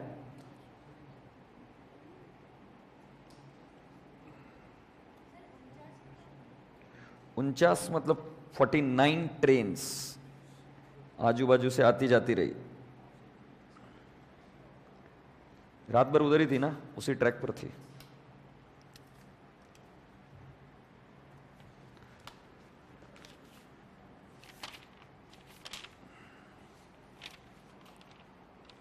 We are now going to deal with question number 8. This was the last question and then we wind up amalgamation. ये मैंने क्यों बताया आपको पता है क्या? वीडियो कई सारे बच्चे बोलते हैं कि सर ये डिफिकल्ट जा रहा है, ये डिफिकल्ट जाएगा, ये नहीं होता है। ऐसे कई सारी चैप्टर्स होते हैं। अगर तुम डिसाइड कर लो ना कि मुझे करना है, चैप्टर की क्या मजाल साला कि तुम्हारे सामने खड़ा रहेगा। डिसाइड तो करो। कई सारी चीजें रहती थी चैप्टर में, मुझे नहीं समझ में आती थी जब मैं टीचर बना। फिर जो करना पड़ा किया, गूगल किया, कुछ भी किया, आंसर निकला। कई बार कॉल किए दोस्तों को, but we figured out what it is, why it is, things are smooth then. Alpha limited and beta limited दो कंपनियों का नाम है। दादू आज बिल्कुल ध्यान नहीं था तेरा पूरे लेक्चर में। पंखे को निकाल के घर पे लेके चले जाना, मिल जाएगा तेरे को। अभी पूरा का पूरा ध्यान इधर चाहिए मेरे को। पंखा आज लेके चले जाना साथ में। अभी उसको वापस एक बार भी घूरा, भरोसा माना आज रात भर इधर ही पंखे को देखते बैठाऊंगा। रात भर इधर बैठेगा, मैं पहले बोल रहा हूं। एक बार और देख तू पंखे को आज, बेशरम आदमी है। रात भर इधर ही बैठेगा पंखे को देखते हो। Hopeless chat. Alpha and beta limited कब से देख रहा हूं साले को, मतलब अभी सुधरेगा, अभी सुधरेगा, अभी सुधरेगा, सुधर ही नहीं। Were amalgamated on and from 1st April 2011. A new company, Gamma Limited, was formed to take over the business of the existing companies. The balance sheet of Alpha Limited and Beta Limited as at 31st March 2011 are given below. Share capital 1800, preference shares 400-300, revaluation reserve, GR, P&L account और बेटा जी secured loan के बाद में 12% debenture और current liabilities and provision. Fixed asset, current assets, loans and advances. Balance sheet में ऐसी कोई दर्दनाक बात नहीं है, सीधी सिंपल सी बैलेंस शीट है। आगे बढ़ते हैं। अरे यार 12% debenture holders of Alpha Limited and Beta Limited are discharged by Gamma Limited by issuing adequate number of 16% debentures of 100 each to ensure that they continue to receive the same amount of interest. ये नई adjustment मिली है। उन्होंने क्या कहा कि हम debenture को convert करेंगे न्यू डिबेंचर में so that they continue to receive the same amount of interest. वो कैसे करना है बताएंगे हम आपको। Preference shareholders of Alpha Limited and Beta Limited have received same number of 15% preference shares of 100 each of Gamma Limited. मतलब preference shareholders को same number के preference shares मिल गए। Gamma Limited had issued 1.5 equity share for each equity share of Alpha Limited and 1 equity share of each equity share of Beta Limited. मतलब gamma ने beta को कितने दिए बेटा, नहीं सॉरी अल्फा को कितना दिए 1.5, मतलब हर एक शेयर के लिए कितना 1.5 शेयर दिया, और बीटा को कितना दिया 1:1, बराबर है ना। And 1 equity share for each equity share of beta limited. The face value of share issued by gamma limited is 100 each. फिर प्यार मोहब्बत से वही एग्जामिनर बोल देता, prepare a balance sheet of gamma limited as on 1 April 2011 after the amalgamation has been carried out using the pooling of interest method, pass journal entries in the books of gamma limited. समझ में आ गई क्या बात? तो करते शुरू, फिर रोक टोक किसकी है? पहले पीसी कौन सा मेथड है? डायरेक्टली गिवन मेथड है। पीसी का कौन सा मेथड है बेटा? Directly given. तो पहले पीसी निकालेंगे, चलो फुर्ती से पीसी निकालो।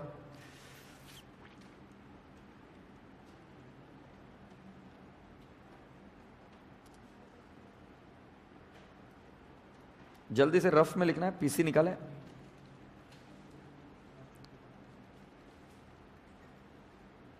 Consideration paid to preference share holder same number and the shares issued is at par. जरा देखो कितना है इस छोरे के पास? 400 और 300, हाँ है ना?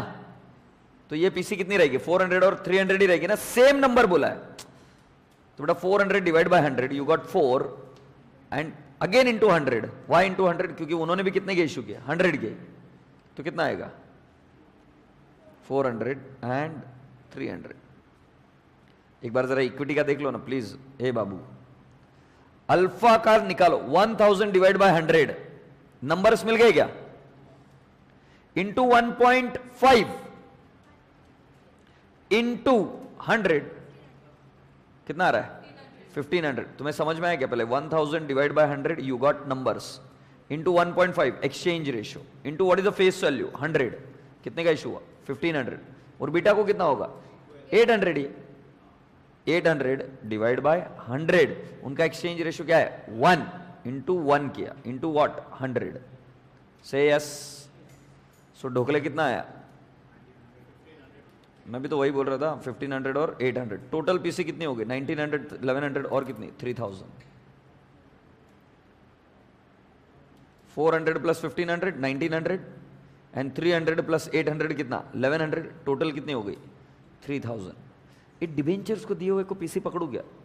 नहीं, बहुत लोग दूर दूर से मारते फिर, क्योंकि नेट एसेट मेथड नहीं है, ये डायरेक्टली गिवन है। डायरेक्टली गिवन में आप डिबेंचर्स को नहीं ले सकते। छोरे लिख लिए क्या? जल्दी से रफ में लिख लो।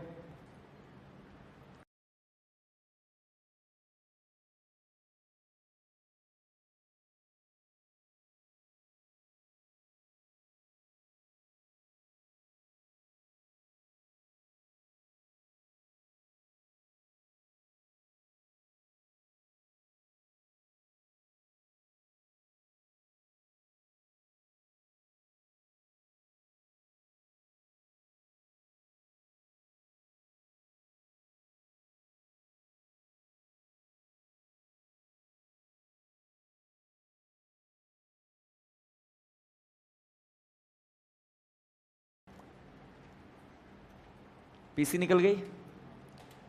अब जल्दी से हम जर्नल एंट्रीज ड्राफ्ट करेंगे। हाँ,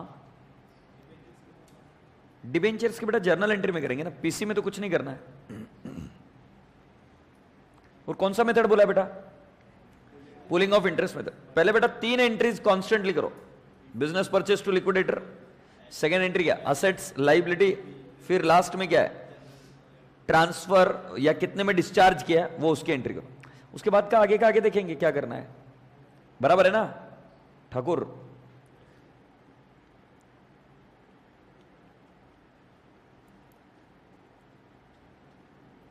चलो मेरी पहली एंट्री करोगे क्या? नहीं करोगे? मैं करता हूं। Business purchase account debit to what? liquidator of alpha and to liquidator of beta। PC 3000 थी क्या? 1900 और 1100।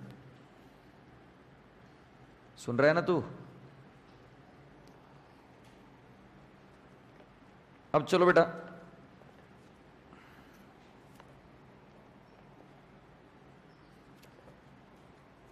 पेज नंबर बताया, मैं भूल गया पेज नंबर क्या।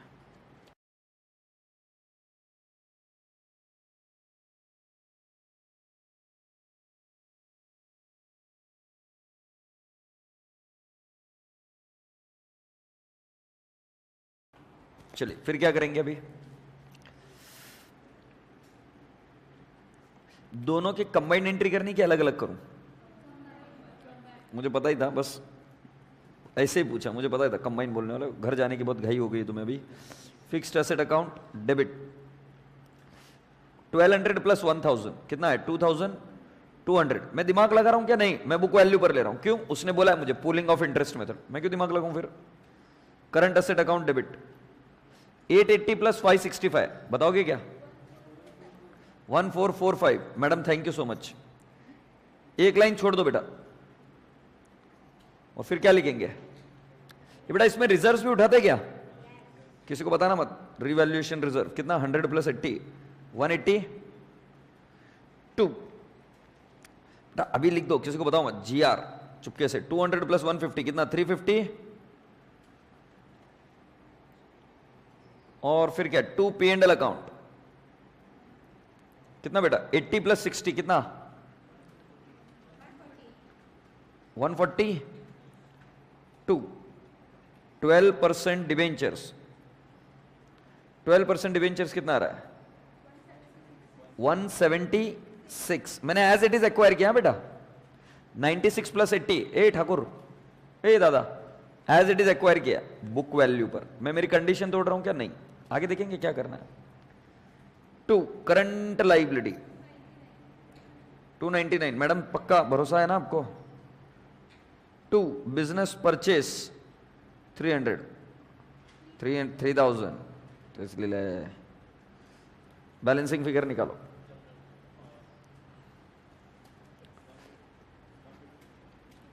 It has to be 500 I guess.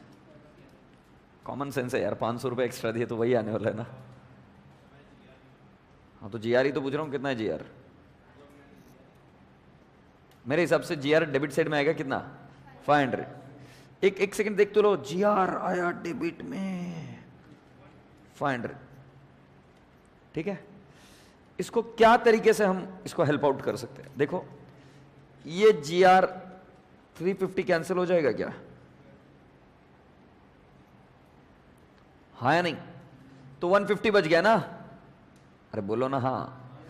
ये P&L अकाउंट को भी नॉक ऑफ कर देते 140, क्योंकि दोनों रेवेन्यू रिजर्व है। तो बेटा इधर जीआर को मैं 500 की जगह पे 10 भी तो लिख सकता हूं। सदमा लगा, सदमा लगा। अभी मैं जो कर रहा हूं उस पर ध्यान दे। सदमा लगा क्या? पक्का समझ में आया? 2 रेवेन्यू रिजर्व थे, एक P&L अकाउंट और एक कौन सा? जीआर। जीआर के अगेंस्ट नॉक ऑफ किया, और जीआर को P&L अकाउंट के अगेंस्ट भी नॉक ऑफ किया। जीआर को डेबिट बैलेंस था 500, जीआर 350 नॉक ऑफ हुआ, P&L अकाउंट 140 नॉक ऑफ हुआ, कितना बचा? 10 डेबिट साइड में लिख दिया मैंने। हाँ अब क्या करने का? पीसी का डिस्चार्ज कर दूं क्या? सो लिक्विडेटर ऑफ अल्फा लिमिटेड 1900 क्या? 2 equity share capital 1500, 2 preference share capital नहीं बताओगे कितना है? 400। 4th entry liquidator of beta limited, बताओ ना यार कितना है? 1100। 2 equity share capital 800, 2 preference share capital 300। सही है ना?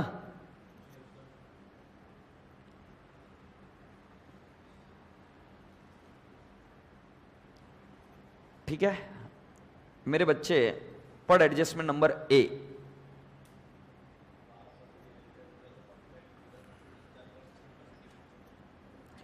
मेरे बच्चों पढ़ो अभी adjustment. 12% debenture holders of alpha limited and beta limited are discharge by gamma limited by issuing adequate number of 16% debentures of 100 each so as to ensure that they continue to receive same amount of interest.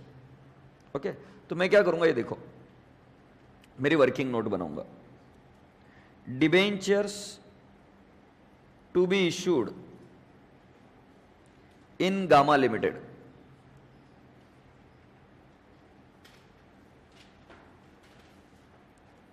ठीक है, अभी मेरे पास है एक नाम alpha, ALPH है ना, alpha, और दूसरा नाम क्या है? Beta. I have got alpha and I have got beta. Do you agree? Yes. Do you agree? Yes. Now what I do? What are the number of shares? Sorry, what is the interest? I am so sorry. What is the interest? So बेटा interest is 96 पर 12%. कितना है? 11.5. और इसका कितना है? 80 into 12%. बशी घ्यायची आणि गावभर फिरायचं. 80 इंटू 12%, 9.6. पहला 11.5 ना, 52. खुश.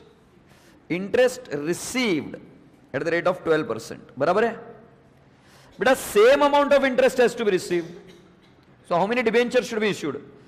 So new debenture at the rate of 16% कैसे निकलेंगे? 11.52 divide by 16%, 72 lakh. This is capitalization method ना. मतलब मुझे 16% से ये इंटरेस्ट चाहिए तो कितने के इश्यू करने पड़ेंगे? 72. और 9.6 डिवाइड बाय 16%, 60. हो. So the total debenture which I have to issue is 72 plus 60, that is 132.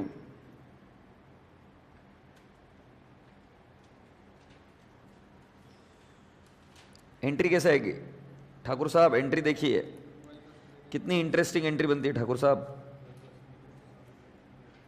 बिल्कुल सही. 12% डिबेंचर्स अकाउंट डेबिट. कितने के डिबेंचर एक्वायर किए तुमने दोनों के मिलकर? 176. उनको बोलेंगे 176culti.com. 2. 16% debentures which are new, 132. Balancing figure किधर जाएगा? GR. क्योंकि हमारा ऊपर बैलेंसिंग फिगर क्या था? GR. बेटा आप देखो, आपने आपके GR को नॉक ऑफ किया है. तुमको ओवरऑल प्रॉफिट नहीं हुआ इस स्कीम में. ओवरऑल प्रॉफिट होता तो CR. ऐसे पागल जैसे मैकेनिकल नहीं करने का कि क्रेडिट में बैलेंसिंग फिगर है तो CR. तो ये देखना, तूने खुद के GR को नॉक ऑफ किया कि नहीं किया? खुद के P&L अकाउंट को नॉक ऑफ किया कि नहीं किया? उसके बावजूद GR को डेबिट बैलेंस है 10. अब मैं उसको नॉक ऑफ कर रहा हूं. इसका मतलब क्या है बेटा? मेरे जो मेरे ओरिजिनल बैलेंस शीट में ये GR नहीं नॉक ऑफ हुआ क्या? ये हो गया ना, ये हो गया ना. I am not having overall profit. Say yes. So lovely people, I will write down here 2 GR only. कितना आएगा GR? 44. Do you all agree?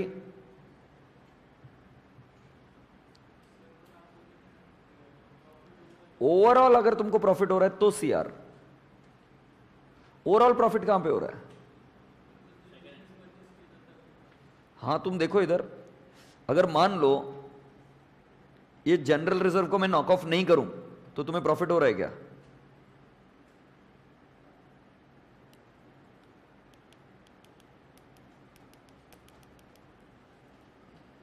अब कितना आएगा? 500 आएगा क्या?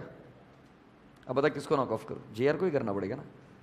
अबे ऐसा मत मैकेनिकल मत जाके क्रेडिट में आया तो CR. ओवरऑल तो लॉस में है ना. GR is getting debited by how much? 500. So भी क्रेडिट बैलेंस आ रहा है because of amalgamation. It should be put up into the GR only because GR is having debit balance of 500 because of amalgamation. Because of amalgamation GR is having a debit balance of how much? 500. Understood? अगर first में CR आता तो नीचे भी CR आता. Okay. अब मुझे आप सभी को लेके चलना है बैलेंस शीट में. तुम्हारी हो गई होगी, मेरी नहीं हुई अभी तक. सो 1000 प्लस 1200 कितना करेंगे बेटा? कितना? 2200. अच्छा इधर लिखता हूं 2200. अच्छा 880 प्लस 565. हाँ 1445. Thank you so much madam. Equity share capital कितना है बेटा? Can I not say equity share capital? 1500 plus 800. 1500 plus 800 is 2300. Preference share capital is 700 only.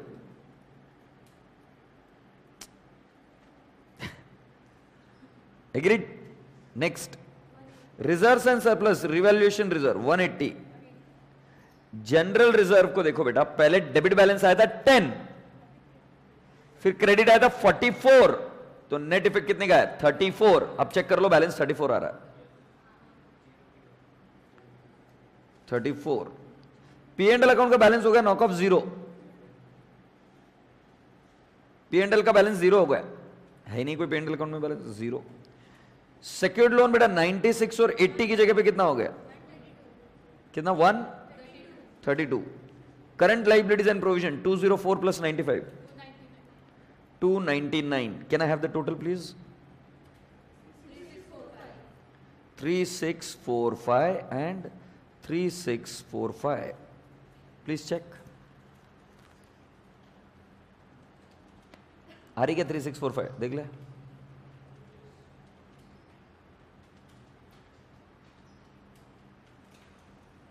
चलो जल्दी से बैलेंस शीट ड्राफ्ट कर दो इधर।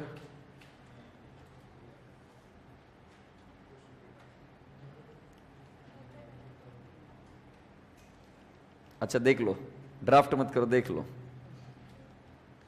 3645 बेटा शेयर कैपिटल कितना 3000 आया, उसमें प्रेफरेंस शेयर कैपिटल और क्या था, इक्विटी शेयर कैपिटल 2300 का इक्विटी शेयर कैपिटल था और प्रेफरेंस शेयर कैपिटल कितने का था 700। रिजर्व एंड सरप्लस कितना है 214, जिसमें रिवैल्यूएशन रिजर्व कितना था 180 और जनरल रिजर्व कितना था 34, सो 214 ही होगा ना। फिर लॉन्ग टर्म बोरिंग डिबेंचर 132 और current liability 299 as it is. Asset side में कोई चेंज नहीं है। छोटी सी प्यारी सी बैलेंस शीट है, तुम लिख नहीं रहे हो लाइक।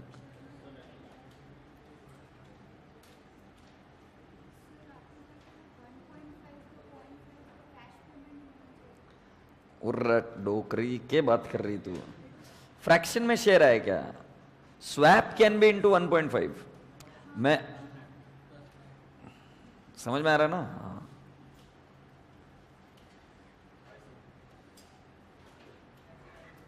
लिखो